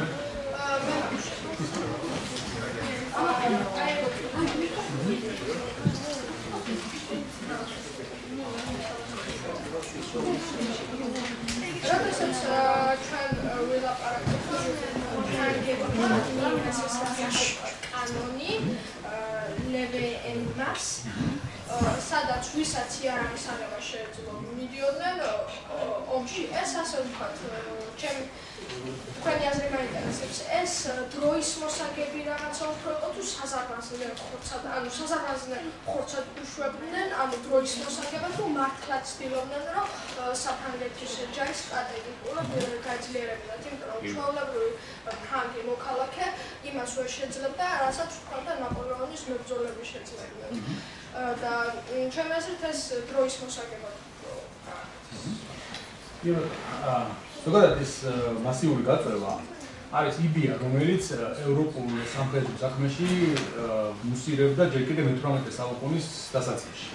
არის ესეთი ბევრ არმიებს მსახურობდა ეს კაცი, მორიც საქსონელი, ცნობილი გენერალი, რომელსაც დაწერილი აქვს სამხედრო საქმის შესახებ, სადაც უკვე მიუთითებს ეს მე-18 საუკუნის დასაწყისში ხდება, რომ მომავალში საჭირო არისო, რომ ყველა მამაკაცმა დაიცვას თავისი ქვეყანა. შესაბამისად, ყველა უნდა გავიცვლოთ რაღაცა ვადით, ასაკს ასახელებს ის, რომ ეს უნდა იყოს 18-დან 30 წლამდე შუალედში სადღაც, იმიტომ რომ ეს არის პერიოდი, როდესაც ყველაზე მეტ თავისუფლება აქვს თუ ასეთ ადამიანებს და შეუძლიათ რომ სამხედრო სამსახურში წავიდნენ. დროთა განმავლობაში მე ეს იდეა რა თქმა უნდა ვითარდებოდა იმასთან მიმართებით, როგორ ვითარდება რა თქმა უნდა ქვეყნის ეკონომიკა. იმიტომ რომ საერთოდ არმია თავიდან რომ დამოკიდებული არის ქვეყანა რამდენ ძლიერია ეკონომიკურად, ხო? ჩვენ გადავდივართ ამ პერიოდში აგრარული ეკონომიკიდან ინდუსტრიულ ეკონომიკაზე. ან მანამდე იყო სოფლის მეურნეობას დაფუძნებული ეკონომიკა, რა დროშიც ესეთ მასიური არმიების გამოყვანა, მისი აღჭურვა, მომზადება სახელმწიფო თავის თავზე რომ აიღო ეს ყველაფერი, უბრალოდ ვერ მოახერხებდა.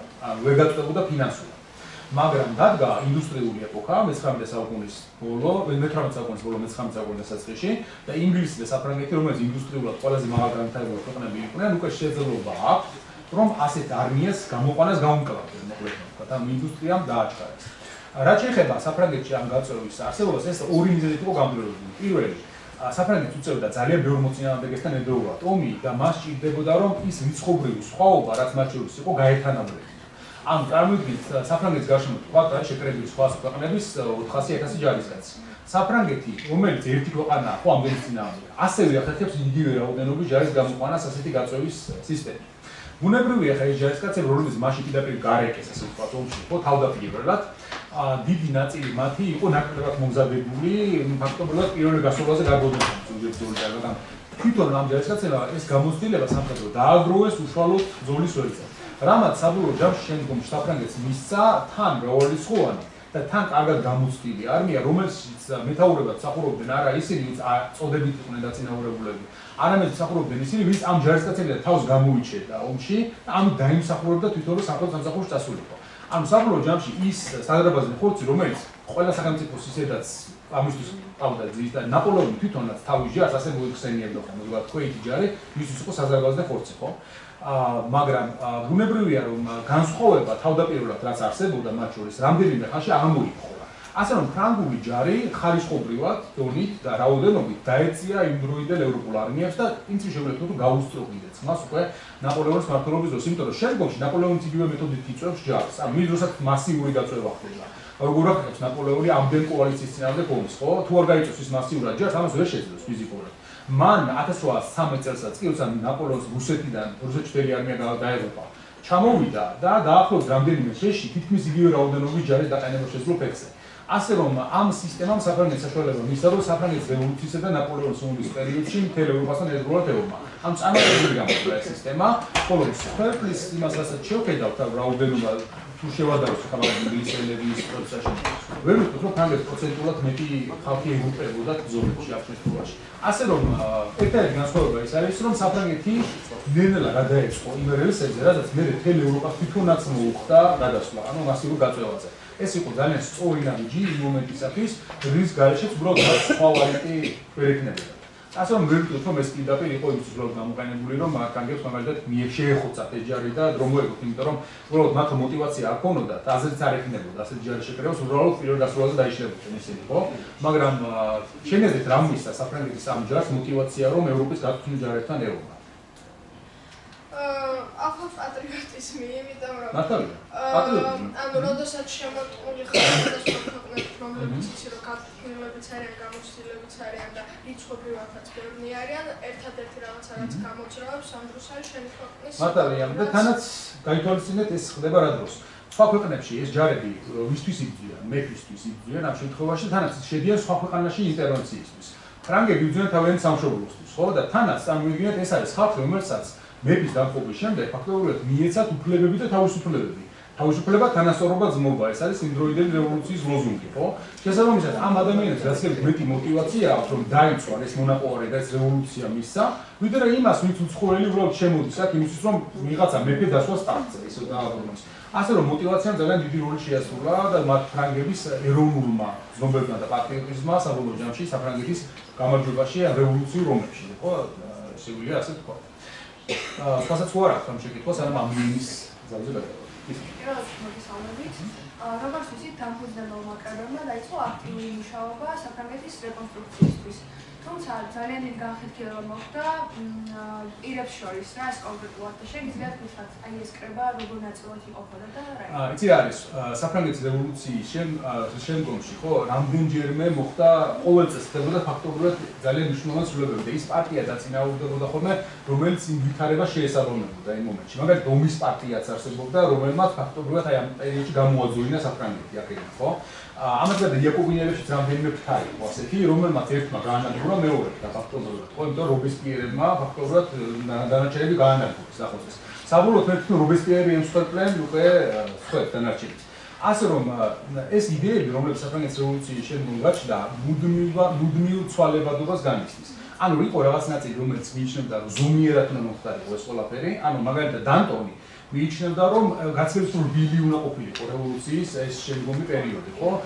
რობესპიერი უფრო რადიკალური იყო მასთან შედარებით, მაგრამ საბოლოო ჯამში ისე გამოვიდა, რომ დანტონისეულმა იდეებმა უფრო იმართა საფრანგეთში, იმიტომ რომ დირექტორის მმართველობის დროს ბალანსით დაჭერა შეძლეს ფრანგებმა. ერთადერთი ნაკლი, რაც დირექტორიას ჰქონდა, ის იყო ძალიან კორუმპირებული და რეალურად არ იყო ეფექტური მმართველობა. ანუ მათ ვინ ამ დირექტორის წევრებს არ ჰქონდათ საკმარისი გავლენა საფრანგეთში. რამაც გამოიწვია საბოლოოდ მათი დამხობაც ნაპოლეონის მხრიდან, იმიტომ რომ დირექტორები ყოფილიყო ძლიერი, ხო ნაპოლეონი ვერ შეძლებდა მათ გადატრიალებას, ხო? მაგრამ მათ ვერაფერს ვერ მიაღწიეს ამ წლების მანძილზე. თუ ვინმე რამეს მიაღწია, ეს იყო ისევ ნაპოლეონი. დანარჩენ ფრონტებზე წარუმატებლობა, შიდა სიტუაცია საშინელება, ნაპოლეონი კონსული გახდა, შევიდა ხაზინაში და 50000 ფრანკი გახდა ხაზინაში. ეს იყო საფრანგეთის როგორ ვთქვა, ერთი ბატალიონის ხელფასი დაახლოებით რამდენიმე თვისა. შესაბამისად, აქედან უნდა დაიწყოს ყველაფერი ნულიდან. მიუხედავად იმისა, რომ ძალიან ბევრი იდეები არსებობდა საფრანგეთის აღდგენისა, ხო? რევოლუციის წლებში ვერ მოხერხდა. ის ამის განხორციელება. ეს ყველაფერი მოხერხდა ნაპოლეონის დროს და იმიტომაც ითვლება ნაპოლეონი, ვთქვათ, რევოლუციური იდეების შემდგომში განმახორციელებდა.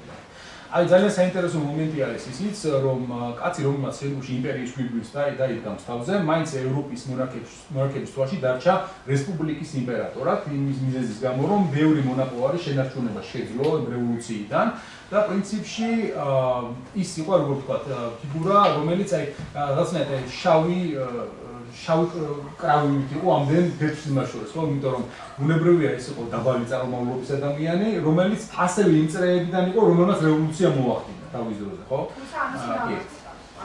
კი, ბატონო. მოდი ხა ამის ზავზე გადავიდეთ. დღეს მე მეეჭვება ნაპოლეონის ბოლომდე მივახცევთ, ასე რომ იმედი მაქვს კიდევ ერთ საუბარი გვექნება შემდგომში ამ თემაზე, მაგრამ ვეცდები რომ იმპერიის დაკრიგება და დაცემამდე მივახცევთ.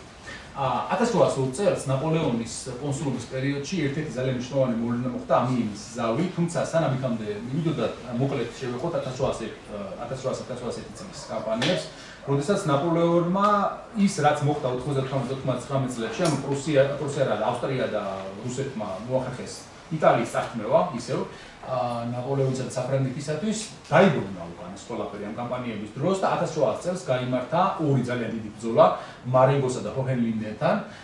მარენგოს ბრძოლა ნაპოლეონის კარიერაში ერთ-ერთი ყველაზე დიდ გამარჯვებად ითვლება და შესაძლოა ერთ-ერთი საბედისწერო მომენტიც არის. იმიტომ ეს არის ბრძოლა, რომელშიც ბოლო მომენტამდე ნაპოლეონი ბრძოლას აგებდა.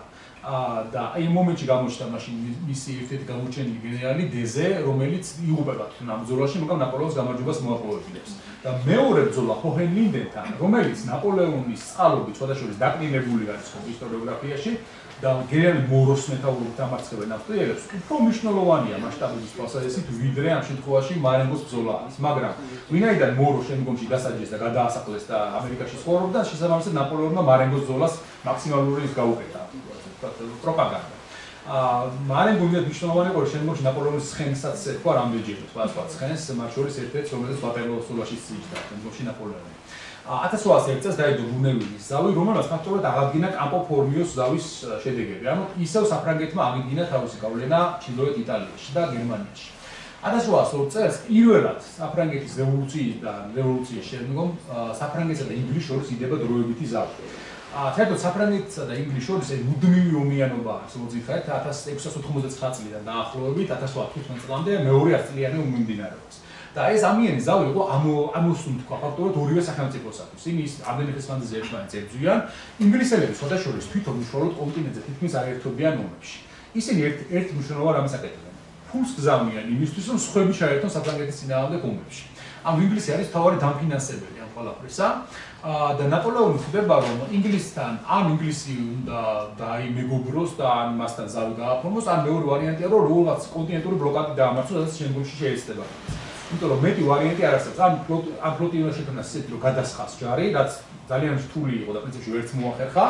და ნუ სხვა მეთოდები ეს არის ეს გამოყენებასაც ის შეეცდება. ამიენის ზავი 1802 წელს დაიდო იმ შემთხვევაში, როცა შეიცვალა მთავრობა ბრიტანეთში და უფრო მოვიდა პროფრანგული ორიენტაციის პარტია, რომელმაც ამ შემთხვევაში ნაპოლეონთან უფრო გადაწყვეტილ ურთიერთობები დაერქვა. თანაც ნაპოლეონს საკმაოდ კარგი რეპუტაცია ჰქონდა მაშინდელ ევროპაში, შესაბამისად, მას რუსეთიც მოიმადნიერა ამ პერიოდში. ძალიან მნიშვნელოვანი იყო ნაპოლეონისაგან რუსეთთან დამეგობრება, იმიტომ რომ ნაპოლეონი ყოველთვის ფიქრობდა, რომ საფრანგეთის მთავარი მოკავშირე ევროპის ქვეყნებთან ომში უნდა ყოფილიყო რუსეთი. და რატომ? ის არის გეოგრაფიულად შორს, მას არ აქვს უშუალოდ საზღვარი და ინტერესები საფრანგეთთან ტერიტორიული. ამავე დროს ის ხვდება, რომ რუსეთი ასევე თვითონაც არის გაღიზიანებული იმით, რომ ავსტრიელებმა თავის დროზე მათ საკმაოდ ასე ვთქვათ, უდიერად მოეხსნენ თვალსაზრისით, რომ რუსეთი გზავნიდა ჯარებს, გზავნიდა ფულს და მერე ავსტრიელები თვითონ აღწევდნენ იმ შედეგებს და რუსეთს არაფერი არ ხდებოდა იქიდან. ასე რომ მაინც და მაინც მოყოფილი პავლე პირველი არ იყო რუსეთის იმპერატორი აი ამ ურთიერთობით, რამაც გამოიწვია ის, რომ შემდგომში ნაპოლეონი დაბრუნდა და შეეცადა პავლეს გული მოერგო და გააკეთა ეს შედეგნაირად. მალტადან ფრანგებმა წამოიღეს მთელი ამ მალტის ორდენის სიმდიდრე, მათ შორის იყო მთავარი მაგისტრის მახვილი და სხვა ნივთები, ეს ნივთები გაუგზავნა პავლეს რუსეთში. ამავე დროს ის რუსი ტყვეები, რომლებიც 1798 წლებში ჩავარდნენ იტალიაში, ისინიც ძალიან კარგად გამოყვებილი ჩაცმული გაგზავნა რუსეთში.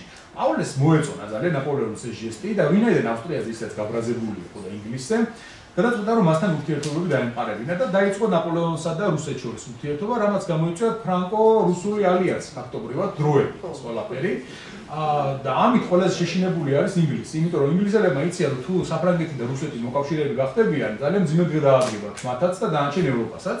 ის კი არა პავლე იმდენად იყო გადაცებული იმ პერიოდში ნაპოლეონით, რომ მისი პორტრეტიც კი დაახატინა, რომელიც თავის ოთახში იქონდა ჩამოკიდებული, რაც ძალიან უცნაური შემთხვევა და ასევე პავლე ინგლისელებს წინააღმდეგ გეგმავდა ინდოეთზე თავდასხმას, რითვისაც ერთი კაზაკთა კორპუსი გაგზავნა კიდევაც, მართლა შუა აზიის გავლით უნდა მიეღწიათ ინდოეთამდე. რა დღე დაადგებოდა იმ კორპუსს, სანამ იქამდე მიაღწევდა არავინ არ იცის, იმიტომ რომ სანამ ის ჩავიდნენ იქამდე, პავლე მოკლეს ამასობაში რუსეთში და შესაბამისად უკან მოუხდათ მერეება დაბრუნება. მაგრამ როდესაც ეს ამბები მოხდა, ინგლისმა წააქეზა რუსული არისტოკრატია, რომელიც არ იყო პროფრანგული ორიენტაციის პირიქით, ანტიფრანგული ორიენტაციის იყო და ალექსანდრე, რომელიც ასევე პავლეს ვაჟი, რომელიც თვითონაც იყო დაინტერესებული, იმიტომ ტახტზე ასულიყო და თანაც მამასთან საკმაოდ დიდი შუღლი ჰქონდა. ძალიან თავს დახუჭავს ალექსანდრე იმაზე, რომ მამამისს მოკლავენ. ამ მკვლელობაში მონაწილეობს შესაძლოა ქართველი გენერალი ალექსანდრე იაშვილი, რომელიც შემდგომში ალექსანდრემ გადაასახლა დროებით, მოიშორა თავიდან, ციმბირში გაუშვა და შემდგომში 1812 წლის ომის დროს დაბრუნდა ალექსანდრე იაშვილი იქიდან. მაგრამ ძალიან მნიშვნელოვანი მოვლენა იყო თვალსაზრისით, რომ ამ პერიოდში 1800 წლებში ორი ტერაქტი ხდება.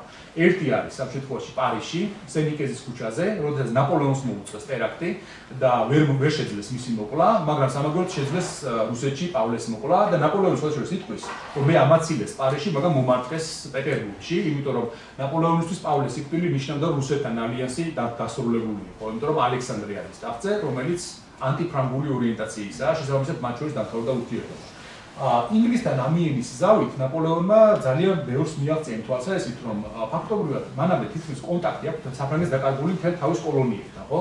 და უცებ ზავი დაიდო მათ შორის და საფრანგეთს შესაძლებლობა მიეცა, რომ თავის შესაძლებლობა გამოეყენებინა ყველა კოლონიები. ხო, საფრანგეთს აქვს უზარმაზარი კოლონიები, მაგრამ ვერ ახერხებს ამ კოლონიებს ვერაფერში გამოყენებას. იმიტომ რომ ინგლისის ფლოტი დგას ნახევარდა კოლონიებს შორის. თავარი კოლონია, რა თქმა უნდა, საფრანგეთისა არის ლუიზიანა, რომელიც არის ამერიკის ტერიტორიაზე და მოიცავდა ამერიკის უზარმაზარ ნაწილს. და ნაპოლეონი განიხილავს ამ ლუიზიანის გაყიდვას. გაყიდვას იმიტომ, რომ ის ხდება, რომ აზრი არ აქვს ამ ტერიტორიის საფრანგეთის დატოვებას. ეს ტერიტორია შორშორის მონაცვლეობით გადადიოდა ხელიდან ხელში. ჯერ ესპანეთს ეკუთვნოდა, ჯერ საფრანგეთს ეკუთვნოდა, მერე ესპანეთს გადაასცეს და მერე ესპანეთმა დაუბრუნა საფრანგეთს ისევ და ნაპოლეონი ბოლოს დაწვა რომ თავიდან მოეშორებინა ეს ტერიტორია და გაეყიდა ისეთ ქვეყანაზე, რომელიც პოტენციურად მისი მოკავშირე შეიძლება ყოფილიყო. ეს არის ამერიკის შეერთებული შტატები, უნებრივია. საფრანგეთი და ამერიკის შეერთებული შტატები ჯერ კიდევ თავის დროზე, როცა ეს მიმდინარეობს დამოუკიდებლობის ომი, მოკავშირეები არიან და ინგლისელების დამარცხებაში ფრანგები ძალიან დიდ შეიტანენ. ასე რომ ნაპოლეონი ფიქრობს, რომ ამერიკის გაძლიერება მას ხელს აძლევს ბრიტანეთის წინააღმდეგ. შესაბამისად, ლუიზიანა საკმაოდ ნორმალურ ფასში, იმ დროისთვის 15 მილიონამდე გამოვიდა საბოლოო ჯამში, მე რეგიონებაშიც გადაიხადეს, გაყიდის ამ ტერიტორიას და ამერიკის შეერთებული შტატები მიიღებს თავის ტერიტორიის კიდევ ერთი ზომა ტერიტორიას. ან ფაქტობრივად 13 კოლონიის ხელა იყო მარტო ეს ლუიზიანა. მაგრამ ხშირად აკრიტიკა მიაყენებენ ნაპოლეონს, რომ გაყიდა ლუიზიანა. მაგრამ რეალურად რასში ჭირდებოდა ფრანგებს ეს ტერიტორია? ერთადერთი ქალაქი ჰქონდათ ნორმალური, იქ აშენებული ნიუ-ორლიანი, რომელიც ეს არის ლუიზიანის, თვითონ შტატი ლუიზიანის მთავარი ქალაქი და ჯაზის დედაქალაქი, როგორც უწოდებენ ხოლმე, და დანარჩენი ტერიტორია იყო აუთვისებელი და განუვითარებელი. ამ ტერიტორიას ფრანგები ვერ მიხედავდნენ, იმიტომ რომ ინგლისელებთან ომი ეს წარმოუდგენელს ხდიდა, რომ ამ ტერიტორიას კონტროლი ექნებოდათ, ასე რომ გადაწყვეტეს, რომ თავიდან მოიცილებინათ ეს ტერიტორია, თან გაეძლიერებინათ ამერიკა. მოხდა გაყიდვა ლუიზიანაში და ძალიან საინტერესოა, რომ ამ ლუიზიანის გაყიდვაში მონაწილეობს ინგლისური ბანკი. რა დროსაც ნაპოლეონს და ინგლისს უკვე ომი აქვს ამ პერიოდში, მაგრამ ნაპოლეონი მიმართავს ამ ინგლისურ ბანკს, რომელიც მიეხმარება მას, რომ ლუიზიანა გაყიდოს და შემდგომში ის ფული გადმოურიცხონ ევროპაში გამოუგზავნონ. ამერიკა პერიოდულად უხდიდა ამ ფულს, ანუ ერთბაშად არ გადაუხდიათ ეს თანხა. მთელი ამ ნაპოლეონის მოღვაწეობის მანძილზე ამერიკა უხდის ნელ-ნელა იმ თანხას, ფარავს რა თანხადაც შეიძინა მან ლუიზიანა და ეს ფული ნაპოლეონს ძალიან სჭირდება თანაც. გავითვალისწინოთ, რომ დირექტორის დროს ხაზინა ცარიელია, ნაპოლეონი იწყებს ეკონომიკის აღშენებლობას, ხო? და აი ამ დროს მას რა თქმა უნდა ძალიან წაადგებოდა ლუიზიანის გაყიდვით მიღებული ეს შემოსავალი. გარდა ამისა, ნაპოლეონი დაინტერესებული არის სანტო დომინგოთი და ზოგადად კარიბის ზღვის კუნძულებზე არსებული ფრანგული კოლონიებით და რა თქმა უნდა ესპანეთის კოლონიებით, იმიტომ რომ ესპანეთი ამ პერიოდში, რომელიც თავის დროზე თქვაშორის საფრანგეთის წინააღმდეგ იბრძოდა, მაგრამ წარუმატებლად ძალიან ის ფიქრობს, რომ შემდგომში შესაძლებელი იქნება თუ ესპანეთზე გავლენას მოიპოვებს ამ კოლონიებიდან წამოღებული სიმდიდრის გამოყენება. და ასეც მოხდება, როდესაც შემდგომში ესპანეთზე გავლენას დაამყარებს ის ესპანური ოქრო ვერცხლი, რომელიც მექსიკიდან მოჰქონდა თავის დროზე, შემდგომში ფრანგების ხელში აღმოჩნდება მისი ნაწილი, მაგრამ ვის ჩამოაქვს ფრანგებისთვის ეს ოქრო ვერცხლი? ესპანელები და ფრანგები ვერ ახერხებენ ამ ოქრო ვერცხლის მშვიდობიანად ჩამოტანას ევროპაში. იმიტომ რომ ინგლისის ფლოტი დაცურავს და ის თავს დაესხმევა. ასე რომ ნაპოლეონმა შესთავაზა ინგლისელებს, ეს მათ შორის ომის დროს ხდება, რომ მოდი თქვენმა სამხედრო ფლოტმა ჩამომიტანოს ეს ფული და პროცენტს მოგცემთ აქედან. და ინგლისელები დათანხმდნენ ამაზე და ინგლისის ფლოტს ნაპოლეონისთვის ჩამოქონდა ოქრო ვერცხლი ამერიკიდან და ამ ოქრო ვერცხლიდან რაღაცა ნაწილს მე ინგლისელები თვითონაც იღებდნენ პროცენტულად. შესაბამისად, ომის დროსაც ეს სიტუაცია ამ შემთხვევაში ეკონომიკური თვალსაზრისით განიცვლებოდა, მათ შორის კვლავინდებოდ გრძელდება სავაჭრო და ეკონომიკური ურთიერთობები. ამიენის ზავი ნახეთ, რამდენ სხვადასხვა ადგილს შეეხო იმ პერიოდის სოფიოსთან შევხედავ. ბევრი კუნძულებზე გადავიდა ხელიდან ხელში, მალტა მაგალითად ინგლისელებმა მიიღეს, იქ 7 კუნძულის რესპუბლიკა დაარსდა, ეგვიპტე ამ შემთხვევაში გათავისუფლდა და ფრანგული კორპუსი დააბრუნეს უკან იქიდან საფრანგეთში, გიბრალტარი ინგლისელების ხელშია და ამ შემთხვევაში იქ რაღაცებები მიიღეს ფრანგებმა, რომ შეიძლებოდა გიბრალტარში შესვლა ამის შემდეგ და ასევე სხვადასხვა ნაპოლეონის მიეწერება მონობის აღდგენა კოლონიებში და ეს მონობის აღდგენა მოხდა რატომ? იმიტომ რომ ნაპოლეონი ფიქრობდა ამიენის ზავის პერიოდში, რომ საფრანგეთი შეძლება კოლონიების კონტროლს ისე. ასე რომ ის მონობას გაუქმება, რაც მოხდა რევოლუციის პერიოდში, შემდგომში ნაპოლეონმა აღადგინა ეს მონობა, რომ ვითომ ისევ კოლონიები განვითარდებოდა.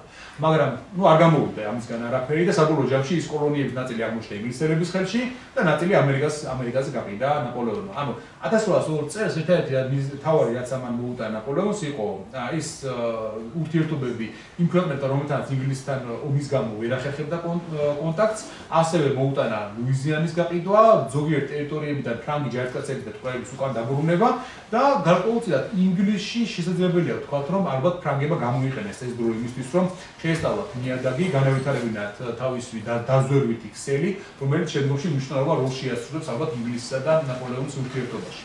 რაც შეეხება ამიენის ზავის დასასრულს, მალევე ინგლისელები და ფრანგები ერთმანეთს დაუპირისპირდებიან, რამდენიმე ფუნქციისები ვერ შეთანხმდებიან და ზავი მალევე დამთავრდება, მაგრამ რაღაცა მომენტში ეს იყო ორივე მხარესთვის ამოსუნთქვა და დასვენება ამ ომისაგან. მოდი გადავიდეთ შეფერდზე.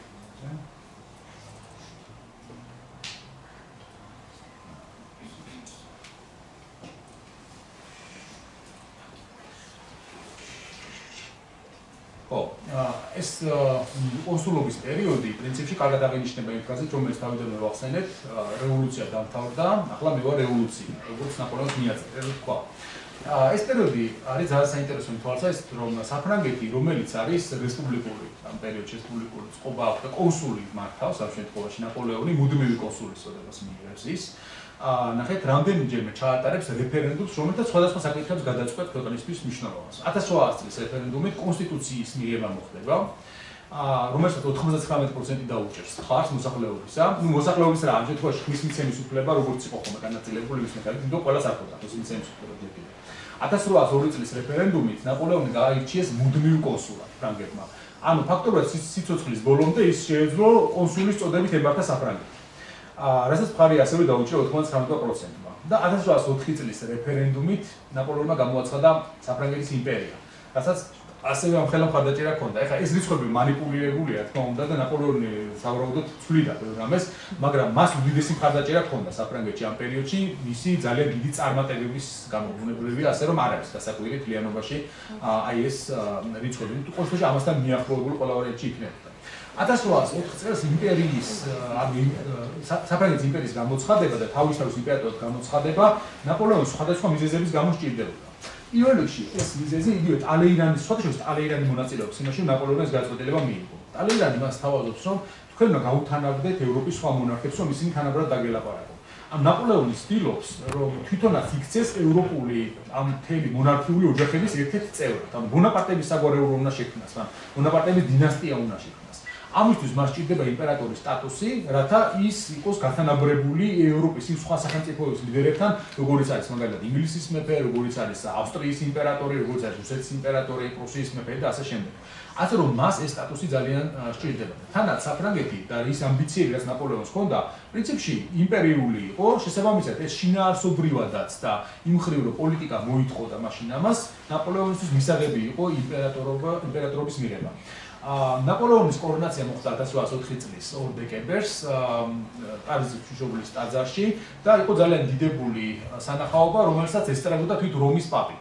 რაში სჭირდებოდა ნაპოლეონის რომის პაპი დასწრება? იმიტომ რომ საფრანგეთის რევოლუციის პერიოდში ეკლესია ფაქტობრივად განდევნეს და ჩამოართვეს მიწები საფრანგეთში, მაგრამ ნაპოლეონი ხვდება, რომ კათოლიციზმი არის მაინც საფრანგეთის მოსახლეობის უმეტესი ნაწილის რელიგია. ასე რომ გადაწყვეტს, რომ პაპთან გააფორმოს კონკორდატი, რაც საბოლოოდ საშუალებას მისცემს კათოლიკურ ეკლესიას, რომ გავლენა აღიდგინოს საფრანგეთში, მაგრამ ნაპოლეონი არ გამოაცხადებს კათოლიკურ ეკლესიას საფრანგეთის სახელმწიფო რელიგიად.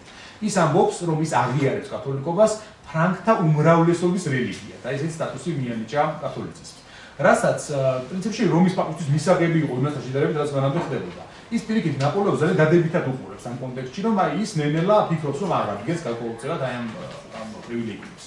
მაგრამ საინტერესო რა მოხდა კორონაციაზე. ნაპოლეონმა რომის პაპს კი გაალოცინა თავი, მაგრამ არ მისცა საშუალება, რომ მას დაედგა მისთვის გვირგვინი, როგორც მაგალითად კარლოს დიდს დაადგეს თავის დროზე. მაგრამ თავისი ხელით დაედგა ეს გვირგვინი, რაც ნიშნავდა იმას, რომ თვითონ მოიპოვა პრინციპში ეს და უნდა რომ ასე ვთქვათ საერო ხელიდან ყოფილიყო ამის მიწოდება და არა პაპისგან, რომის პაპისგან, ამით ის განსხვავდებოდა რა თქმა უნდა ევროპელი სხვა მონარქებისაგან.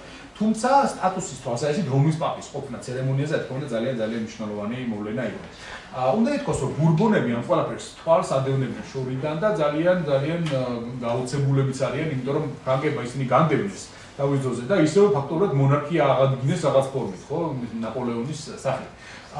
თავის დროზე მათ შესთავაზეს კიდევაც ნაპოლეონის კონსულობის პერიოდში, რომ იქნებ დაგვაბრუნო საფრანგეთში ტახტზე. ან ბურბონებს იმედი ჰქონდათ, რომ ნაპოლეონი რომ გადატრიალებას მოახდინეს სახელმწიფო, ჩვენ დაგვაბრუნებს ისევ საფრანგეთის ტახტზე და ამდენჯერ ამაზე წერილიც კი მიწერეს ნაპოლეონს, მაგრამ ნაპოლეონმა ძალიან მკაცრი პასუხი გასცა მათ, რომ თუ ბურბონები დაბრუნდებიან, თქვენ გვამების მთაზე მოგიწევთ გადმობიჯებაო, ასეთი პასუხი გასცა ბურბონებს. ამავე დროს ბურბონების დასაფრთხობად იყო განკუთვნილი ენგიენის ჰერცოგის დახვრეტის ბრძანება. ენგიენის ჰერცოგი იყო ერთ-ერთი ბურბონთა საგვარეულო, რომელიც განიხილებოდა პოტენციურად საფრანგეთის ტახტის მემკვიდრედ. მართალია ის ახლა ლუი მე-18 იყო თავარი მემკვიდრეც, მაგრამ ენგიენის ჰერცოგი იყო ხელმისაწვდომი ნაპოლეონის ხელში ჩაება.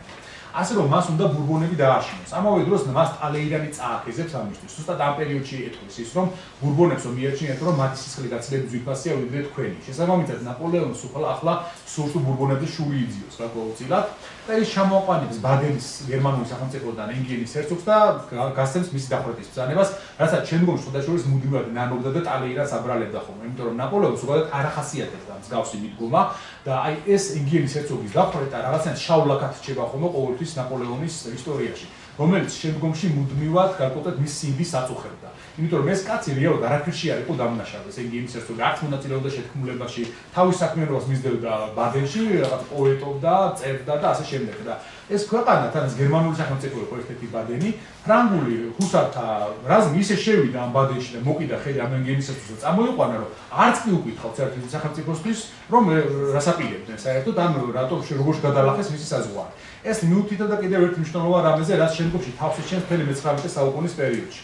რომ დიდ სახელმწიფოებს არ აინტერესებს პატარა სახელმწიფოების ინტერესები. დიდი სახელმწიფოების პერიოდი დგება იმპერიალისტური ხანა არის, როდესაც ამ შემთხვევაში საფრანგეთი, ინგლისი, რუსეთი და ავსტრია და შემდგომში რა თქმა უნდა ავსტრო-უნგრეთად ქცეული და შემდგომში პრუსია რა თქმა უნდა გადაწყვეტენ ყველა დანარჩენის ბედს.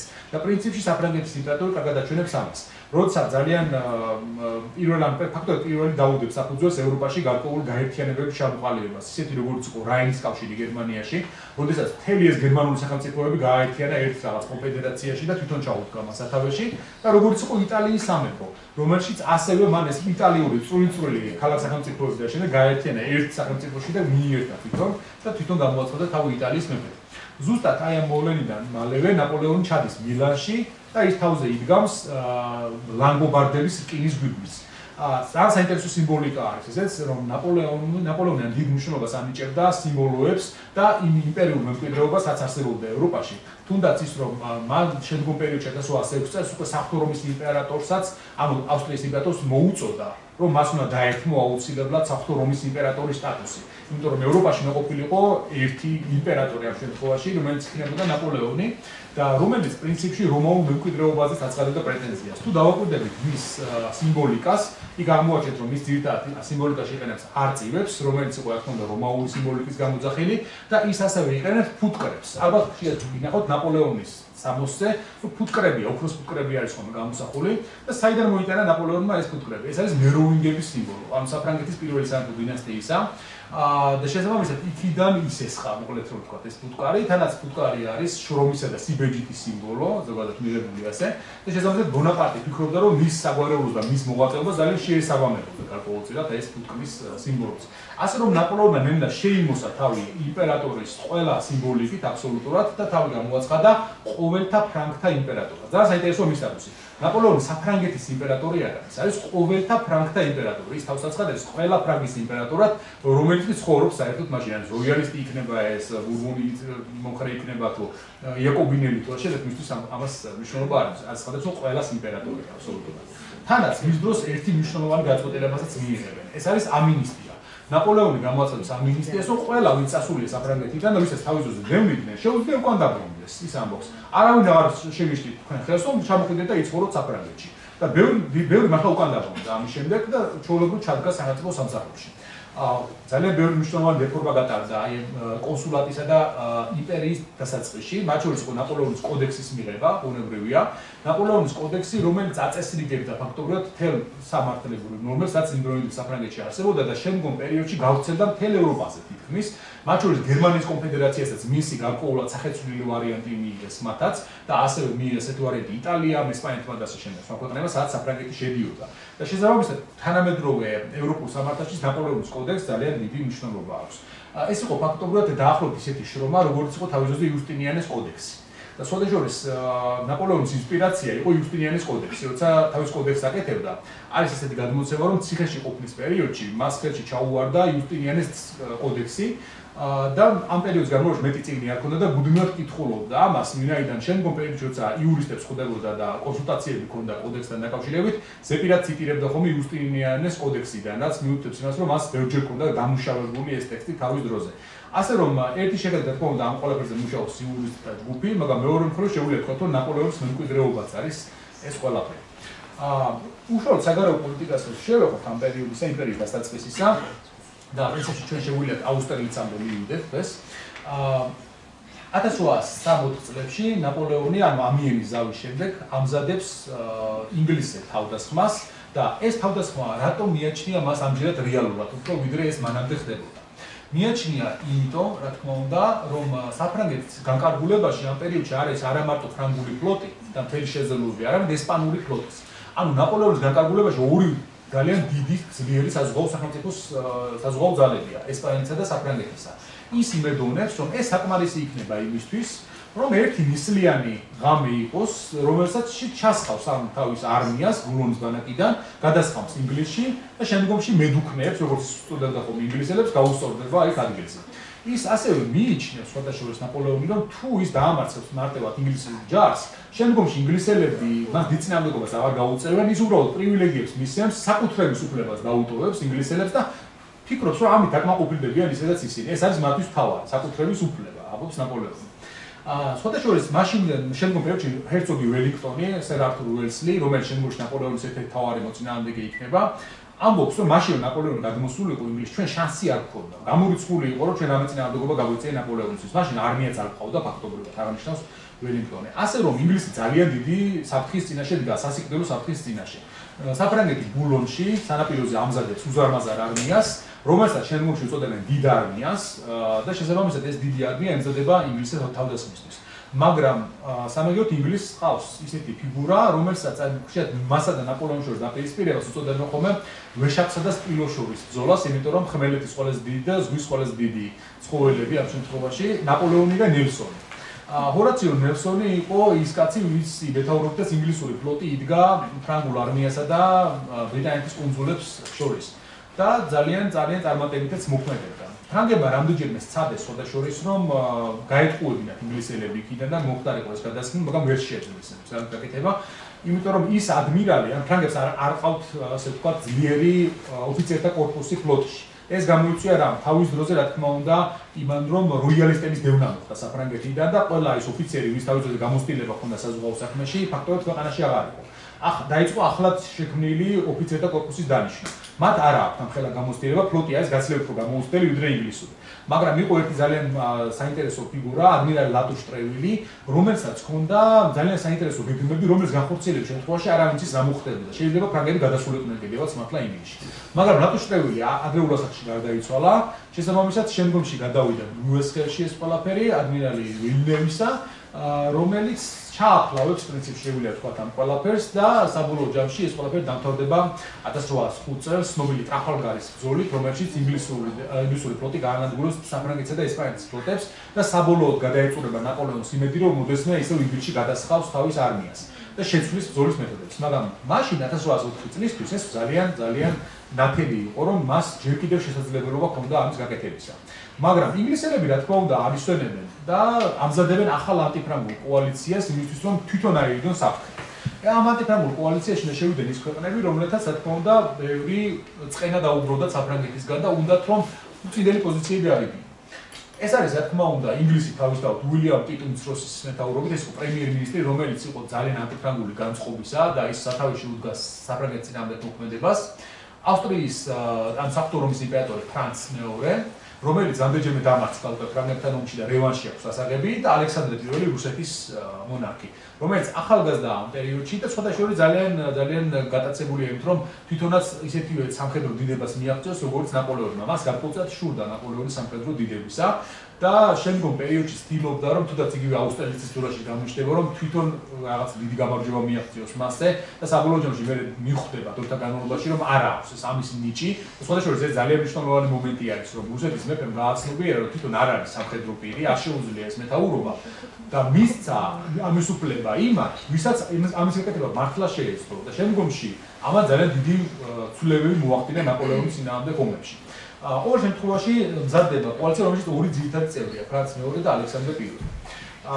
ორივე დაინტერესებულებენ ამზადებენ უზარმაზარ არმიას საფრანგეთის წინააღმდეგ, სხვადასხვა ნაპოლეონსა და ალექსანდრეს შორის მოწერაც მოხდება, რომელშიც ნაპოლეონი ეცდება გარკვეულწილად რომ პავლე პირველის შემდგომ ალექსანდრესთან რაღაც ურთიერთობა დაამყაროს, მაგრამ ალექსანდრესგან საკმაოდ კახე პასუხს მიიღებენ. ფრანგები, რაზეც მე ნაპოლეონი სხვადასხვა გააკეთებს ეს რამეს, რაც ალექსანდრეს არასდროს არ დააუწყდნენ. მას წერილში ფაქტობრივად მიუთითებს და აგრძნობინებს ალექსანდრეს, რომ ის მიაჩნია მამამისის წყვლელად. იმიტომ რომ ალექსანდრე რეალურად მართლა იცოდა შეთქმულების შესახებ და მას შეეძლო რომ პავლე პირველის წყვლელობა როგორც აერიდებინა თავიდან, მაგრამ ის არ გააკეთა. შესაბამისად ნაპოლეონმა ამას შესახებ რა თქმა უნდა ფრანგულმა დაზვერვა კარგად იცოდა და აგრძნობინა ალექსანდრეს ამის შესახებ. რა თქმა უნდა მისთვის ძალიან დიდი დარტყმა იყო ეს და გარკვეულწილად შემდგომში თანაც ეს გავიგვაზრდეთ, ეს არის პერიოდი, როდესაც ევროპაში არის პრესა, არის გაზეთები, იბეჭდება უამრავი რამ და ზოგჯერ ეს პოლიტიკური წერილები, რომლებიც ქვეყნებს შორის იყო, თუ რომელიმე ფიქრობდა რომ მის რეპუტაციას წაადგებოდა, ბეჭდავდა კიდევაც ხომ ასეთ წერილებს და ამ შეიძლება სხვისთვის ზიანი მიეყენებინა ამ თვალსაზრისით. შესაბამისად ნაპოლეონმა კარგად გამოიყენა ეს საშუალებებიც. მოკლედ რომ ვთქვათ, ფრანც მეორეს და ალექსანდრეს აქვს მიზეზები ნაპოლეონთან ომის დასაწყებად. ასევე მესამე ქვეყანა, რომელიც პოტენციალურად შეიძლება ჩაერთოს, არის პრუსია, მაგრამ პრუსია ჯერ კიდევ ჭოჭმარნობს საფრანგეთთან ომში ჩართვაზე. ჯერ ესეთი მას თვითონაც აქვს გარკვეული უთანხმოებები სხვა დიდ სახელმწიფოებთან და მეორეს ნაპოლეონის დიპლომატიაც მუშაობს. ნაპოლეონი შესაძლოა მიუხედავად იმისა, რომ შემდგომში საკმაოდ უხეშ პოლიტიკურ შესწავლას დაუშვებს, დიდი დიპლომატია იყო თავის დროისა, რომელზეც ტალეირანმა შემდგომში თქვა, რომ ძალიან ბევრი რამე ვისწავლეო მე თვითონ ნაპოლეონის დიპლომატიისგან. ასე რომ ის მოხერხებულად მოქმედებს იმისთვის, რომ არ დაუშვას ყველა ამ სახელმწიფოს გაერთიანება და საბოლოო ჯამში მე საფრანგეთის იზოლაციაში მოქცევა. ბუნებრივია ეს იზოლაცია ყველა ვარიანტს საფრანგეთს წარუმატებლობას უხდიდა, მაგრამ ნაპოლეონი ფიქრობს, რომ შეძლებს ნაწილ-ნაწილ გაანადგუროს თავისი მტრები, მანამდე სანამ ისინი გაერთიანდებიან. და როგორ ახერხებს ის პრუსიის თავიდან არიდებას? ნაპოლეონი თამაშობს გერმანული სახელმწიფოების ინტერესებით. ანუ ის ფიქრობს, რომ პრუსია შეიძლება შესთავაზოს ესეთი რაღაც, რის გამოც ის უარს იტყვის მასთან ომზე და შეიძლება ვთქვათ ნეიტრალური დარჩება. პრუსიამ გამოაცხადა პრინციპში შეიარაღებული ნეიტრალიტეტი მესამე კოალიციის ომის დროს. ის მზად არის იმის რომ ომში ჩაერთოს, მაგრამ არც ერთ მხარეს არ ირჩევს ამ შემთხვევაში, ელოდება მომენტს. და ეს მომენტი პრუსიელებმა დააგვიანეს, სხვადასხვა შემდგომში დაუშვეს ძალიან მძიმე პოლიტიკური შეცდომა. და როგორ გაწელა ნაპოლეონმა ეს? ნაპოლეონი პრუსიას შემდგომში დაპირდება ერთ-ერთი გერმანული ვიცის გადაცემას. ეს გერმანული ვიცი არის ჰანოვერი. ჰანოვერი ეკუთვნის ინგლისს. და ეკუთვნის იმიტომ რომ ინგლისის სამეფო ოჯახი არის ჰანოვერების დინასტია და მათი საგვარეულო ტერიტორია არის ეს ჰანოვერი. შესაბამისად ნაპოლეონი ფიქრობს რომ პრუსია დახარბდება ჰანოვერს და სანაცვლოდ ინგლისს გადაამტერებს პრუსიას და გამოცხადება მათ შორის ომი. შესაბამისად ის ჩამოაგდებს შუბლს მოკავშირეებს შორის. ასე რომ გარდა იმისა რომ უშუალოდ სამხედრო დაპირისპირება იწვრა მათ შორის დიპლომატიურ არენაზეც არანაკლები ბრძოლები ხდება, რაც საბოლოო ჯამში მოახერხებს ნაპოლეონი იმას, რომ პრუსიას გამოდიშავს კოალიციიდან. ანუ მის წინააღმდეგ დარჩა ავსტრია და რუსეთი, რომლებიც შეიძლება ითქვას, რომ უფრო ადვილი საქმრო შეიძლება იყოს, ვიდრე სამი გაერთიანებული ქვეყნის არმია. ბულონის ბანაკიდან ნაპოლეონი მოახერხებს ორ კვირაში თითქმის გადმოისროლოს მთელი თავისი უზარმაზარი არმია ცენტრალურ გერმანიაში და ეს არის მოულოდნელობა აბსოლუტური. პირველ რიგში ნაპოლეონი იყენებს დეზინფორმაციის კამპანიას. მას ყავდა ერთი ძალიან საინტერესო აგენტი, შულმაისტერი იყო გვარად. ეს შულმაისტერი შედიოდა მოწინააღმდეგის ბანაკში და ავრცელებდა ხოლმე უცრუ ხმებს ან ბეჭდავდა ისეთ გაზეთებს, რომლებშიც არასწორი ინფორმაცია იყო მითითებული. მაგალითად შეიძლებოდა დაეწერა, რომ ნაპოლეონი ჯერ კიდევ ბულონშია. და გამოქვეყნებული იყო ეს და მე მიიღოთ ეს ინფორმაცია და ენახათ რომ ჯერ ადროს ნაპოლეონის გამოჩენა. მაგალითად, ასეთი შემთხვევა იყო თავის დროზე 1800 წლის კამპანიის დროს, და ნაპოლეონი იტალიაში შეიჭრა სარეზერვო არმიით. არავინ არ ერეოდა, რომ ესეთი რაღაც მოხდებოდა და უკვე ავსტრიელებში ხმად გავრცელებული ეს სარეზერვო არმია ფრანგების გამოგონილია, რომ ჩვენ დაგვაშინონ და იქიდან არმია გადაგვასრულებინა. სინამდვილეში აღმოჩნდა, რომ გამოგონილი კი არ იყო, ნაპოლეონი მართლა აკეთებდა ამას, რაც შეგვიძლია რომ ალპების გადალახვით და მარინოსთან გამარჯვების მოპოვებით. ასე რომ დეზინფორმაციაც გარკვეულწილად ნაპოლეონის იარაღი არის ამ ომში. ეს გამოიწვევს იმას, რომ ულმთან გერმანიაში ნაპოლეონი ალყაში მოაქცევს ავსტრიელთა მთავარ არმიას, რომელსაც გენერალი მაკი მეთაურობდა. მოულოდნელად მოხდება ეს ყველაფერი ისე, რომ ავსტრიის მთავარი ძალა, რომელთაც ისინი იმედოვნებენ, რომ ამ ომს მოიგებენ, იარაღის გამოყენების გარეშე ჩაბარდება ნაპოლეონს. ამოაცხადნენ კაპიტულაციას. ამიტომ ეს ბრძოლა ზოგჯერ ულმის ბრძოლა კი არ არის, მაგრამ ულმის კაპიტულაცია. ულმის კაპიტულაციის შემდეგ ავსტრიელები იძულებულები არიან უკან დაიხიონ თავიანთი ყველა ძალა, მათ შორის იტალიაში მყოფი არმიები, რომელსაც მარშალი მასენა აჩერებდა ამ პერიოდში და დაელოდონ რუსების გამოჩენას, იმიტომ რომ რუსები აგვიანებენ მოსვლას. და რატომ აგვიანებენ რუსები მოსვლას? ამას თავისი ძალიან უცნაური მიზეზი აქვს. რუსები იყენებენ ძველ კალენდარს. ანუ ევროპასთან შედარებით რუსები იყენებენ ჯერ კიდევ იულიუსის კალენდარს. ევროპა არის გრიგორიულ კალენდარზე გადმოსული. ორი კვირით უფრო გვიან ხდება ყველაფერი. ეს გამოიწვევს საბოლოო ჯამში იმას, რომ რუსები დათქმულ ვადაზე კი არ მოვლენ, ორი კვირის მერე მოვლენ, იქ სადაც უნდა მოვიდნენ. იმიტომ რომ მათ თავიანთი კალენდრის მიხედვით გაიგეს, როდის უნდა მოსულიყვნენ ბრძოლის სურათზე. ამან გამოიწვევს, რომ კუტუზოვი როცა გამოჩნდა, ავსტრიელები უკვე დამარცხებულები არიან. ასე რომ კუტუზოვი აღმოჩნდა უზარმაზარი ფრანგული არმიის წინაშე და იძულებული არის, რომ სწრაფად დაიხიოს უკან. საერთოდ კუტუზოვი შედაშორის უნდა ითქვას, რომ ერთ-ერთი პირველი იყო იმ პერიოდის სამხედრო მოღვაწეთა შორის, ვინც ერთ მარტივ ჭეშმარიტებას მიხვდა. ნაპოლეონთან გენერალური ბრძოლის გამართვა იყო შეცდომა. ანუ ის ფიქრობს, რომ ნაპოლეონს არ უნდა შეხვდე პირდაპირ ბრძოლაში. ყველა მეთოდის გამოყენებას ეთქობა გარდა უშუალოდ გენერალური ბრძოლისა. იმიტომ რომ ის მუდმივად ეჭვის ქვეშა, რომ ვერ შეძლებენ ისინი ნაპოლეონის დამარცხებას. აუსტერლიცის ბრძოლაშიც კი, როცა ნაპოლეონმა მაინც ჩაითრია მთელი ეს ამხელა ძალები თავის სასარგებლო ბრძოლაში, კუტუზოვი არ ეთანხმებოდა რუსეთის იმპერატორს და ავსტრიის იმპერატორს, რომ ეს ბრძოლა უნდა მიეღოთ მათ. ნაპოლეონმა ძალიან კარგად მოაწო ყველაფერი. ერთი შეხედვით კუტუზოვმა უკან დაიხია, რაღაცა ნაწილი უახდა თავის არმიისა რომ გაეყვანა, ვისაც მოუხდა საკმაოდ მნიშვნელოვანი ნაწილი შეწირვა ფაქტობრივად და ბაგრატიონი დატოვა სხვადასხვის იმისთვის რომ შეეჩერებინა რუსებს შეეჩერებინა ფრანგთა წინსვლა და მოახერხა ბაგრატიონმა შოუგრავენთან მართლა ამის გაკეთება. ამ დროისათვის უკვე ვენა დაცემული არის, ფრანგებმა გადალახეს მდინარე დუნაი და ამ დინარის გადალახვის დროსაც ძალიან საინტერესო ისტორია ხდება, რომელიც შემდგომში ლევ ტოლსტოიმაც აღწერა ომსა და მშვიდობაში. ეს არის ხიდის დაპყრობის ამბავი, როცა დანაღმული ჰქონდათ ხიდი ავსტრიელებს და უნდა აეფეთქებინათ ფრანგების გამოჩენაზე, მაგრამ ნაპოლეონის ორი მარშალი მიურატი და მარშალი ლანი მიუახლოვდიან ხიდს და თეთრი დროშით ანიშნებენ, რომ მოლაპარაკებების დაწყება სურთ და ავსტრიელი გენერალი მათ შეხვდება. როცა ისინი მიუახლოვდებიან ერთმანეთს, ისინი იარაღს იძრობენ და ტყვე დაიყვანენ ამ ავსტრიელ გენერალს თავის ნაწილთან ერთად და აიძულებენ ავსტრიელებს, რომ ხიდი დათმონ, რის შემდეგაც ისინი გადავლენ უკვე ამ ხიდზე და დუნაის გადალახავენ. ასე რომ ნაპოლეონს აქვს ყველანაირი უპირატესობა იმ მომენტში აუსტერლიცის ვერზე რომ დაამარცხოს მოწინააღმდეგე. მაგრამ ეხლა როგორ უნდა ჩაითრიოს კუტუზოვი ბრძოლაში? ერთადერთი ვარიანტი ამისთვის არის, რომ ნაპოლეონმა თავი წარმოაჩინოს დასუსტებულად მასთან შედარებით. ანუ ერთი შეხედვით მანამდე ნაპოლეონი უფრო ძლიერი ჩანს, მაგრამ მას უნდა რომ პირიქით სუსტად გამოჩნდეს. სუსტად გამოჩნდეს, იმიტომ რომ მოწინააღმდეგე გული მოეცეთ და შეებრძოლო.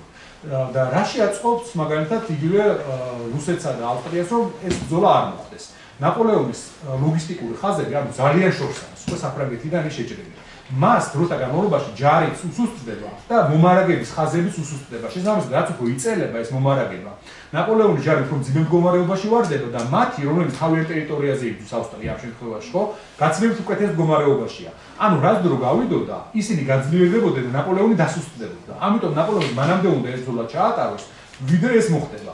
და ამას როგორ გააკეთებს? თავის მარშლებს უბრძანებს, რომ თავისი ზოგიერთი ნაწილი უკან დახვიონ.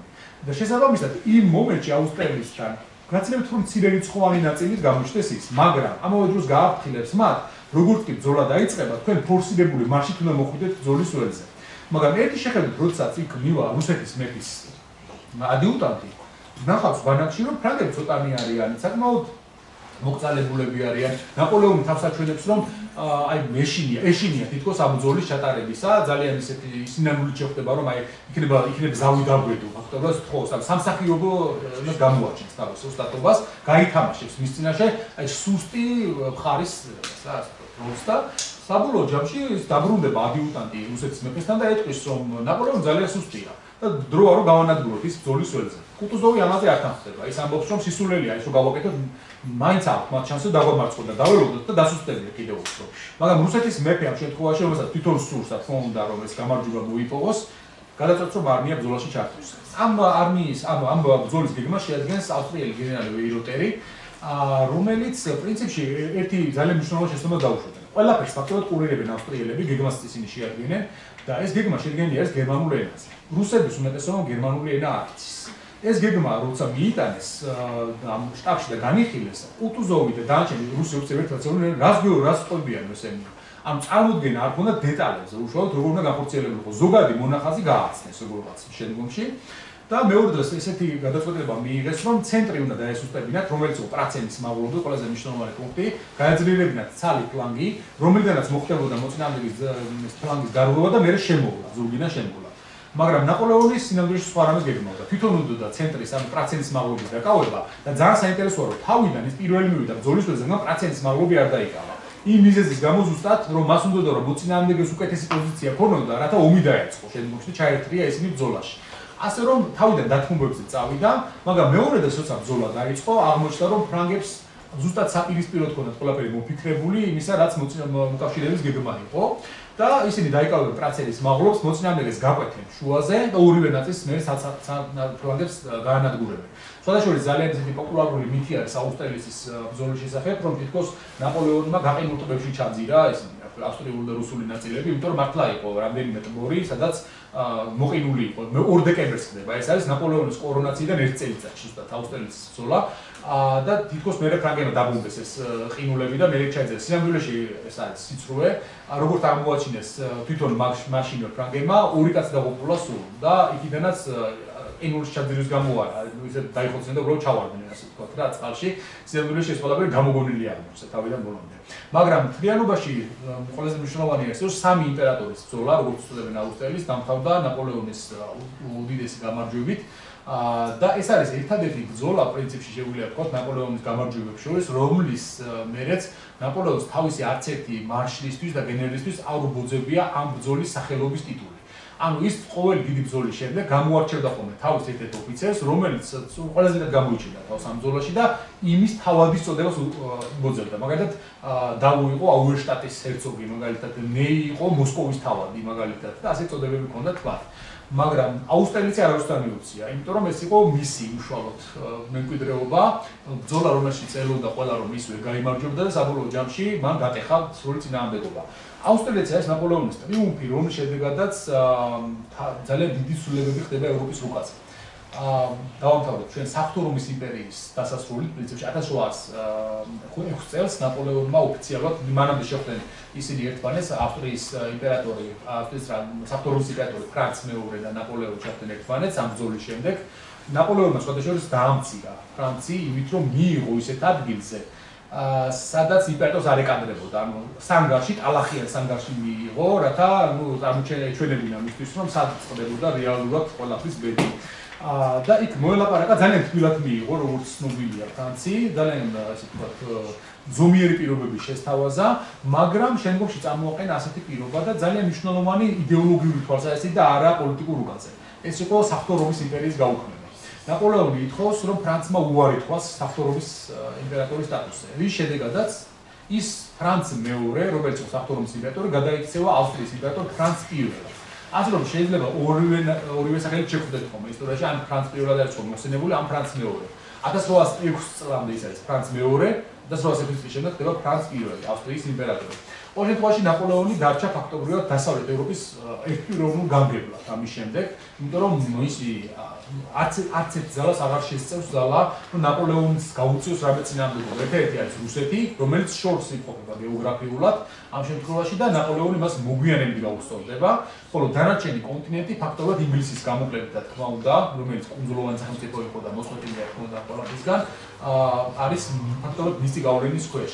ერთადერთი მოვლენა, რამაც ჩაუშხამა ნაპოლეონს, რა თქმა უნდა, ეს ტრიუმფი, ეს იყო ტრაფალგარის ბრძოლა, რომელშიც ინგლისელებმა ჩაძირეს მისი ფლოტი, რითაც საბოლოოდ დაამთავრდა ნაპოლეონის ოცნება, რომ ინგლისი დაელაშქრა უკვე სადესანტო ოპერაციით.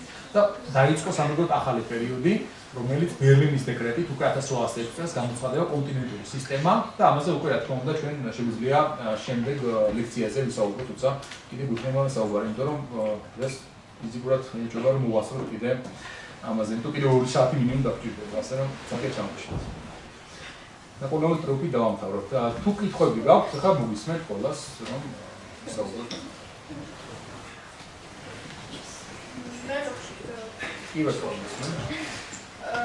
როდესაც ნაპოლეონმა მიწერა წერილი ალექსანდრე პირველს და უთხრა რომ შეგვიძლია შენ მამის სიკვდილი აგერიგებინა. ანუ ასე პირდაპირ არ მიიტება, მაგრამ ხო, მიანიშნა. შესაძლებელი იყო თუ არა რომ ანუ იმის გათვალისწინებით რომ ალექსანდრე პირველს არიზიარებდა თავის მამის იდეოლოგიებს და იმას რომ ალიანსი ანუ არ მოწოლა საფრანგეთთან ერთად ალიანსირება და საფრანგეთის მიმართ ცუდად იყო განწყობილი მისი მამის განსხვავებით. შესაძლებელი იყო თუ არა თვითონ ალექსანდრე პირველს მოეწყო ეს ტერაქტი და შემდეგ თვითონ მოსულიყო ასე ვთქვათ მმართველობაში ქვეყნის რომ გაეჭვდა ეს ალიანსი და შემდეგ წასულიყო საფრანგეთის საწინააღმდეგოდ. ცი არის იდეაში ალექსანდრე პირველმა რახან იცოდა ამის შესახებ და შეთქმულებსაც იცნობდა და იცოდა რომ განახორციელებინა ეს რა თქმა უნდა ისიც გარკვეულწილად შეგვიძლია მივიჩნიოთ ამ შეთქმულების მონაწილეს ამ შემთხვევაში. ხო, სხვა შემთხვევაში ის აირიდებდა უბრალოდ ამას თავიდან, იმიტომ რომ მან იცის რომ მამამისს თუ მოკლავენ თვითონ გახდება მმართველი. ამას ხეს არ უშლის ის. შესაბამისად, გარკვეულწილად მამის მკვლელის სტატუსი, რაც ნაპოლეონმა მინიშნება გაუკეთა ამაზე, თლად დაუმსახურებელი არის მის მიმართ.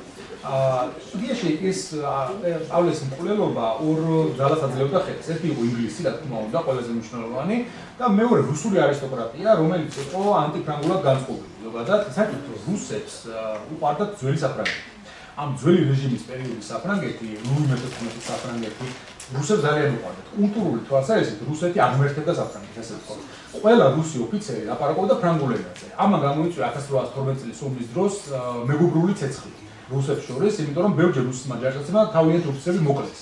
იმის გამო რომ ისინი ერთმანეთში საუბრობდნენ ფრანგულად და იფიქრეს რომ ისინი ფრანგები იყვნენ და ესროლეს იარაღი. ასე რომ რუსები კულტურული თვალსაზრისით ფრანგებს ძალიან აღმერთებდნენ, მაგრამ მათ არ მოსწონთ რევოლუცია. ან წარმოიდგინე არისტოკრატია, რუსული არისტოკრატია, რომელიც გავსად საფრანგეთში ესეთი ტიპის არისტოკრატია ამოწყვეტეს რევოლუციონერებმა და იქ მოვიდა ნაპოლეონი ვერ მმართველად, ხო? ბუნებრივია მათ რევოლუციის წინააღმდეგო განწყობა. მაგრამ ვერ ვიტყვით რომ თვითონ ფრანგების წინააღმდეგ გააქვთ რამე. მათ უფრო ვთქვათ რომ ნაპოლეონსა და რევოლუციის წინააღმდეგ არიან ისინი განწყობილები და ამ განწყობას ალექსანდრე უფრო წარმოაჩენდა ვიდრე პავლე და ასე რომ მათ ამჯობინეს რომ ესე მომხდარიყო და ამაში ინგლისმაც გარკვეულწილად ხელი შეუწყო ყველაფერს რა. ის თორსაც თუ ამის კითხვა გაქვთ. ყველა და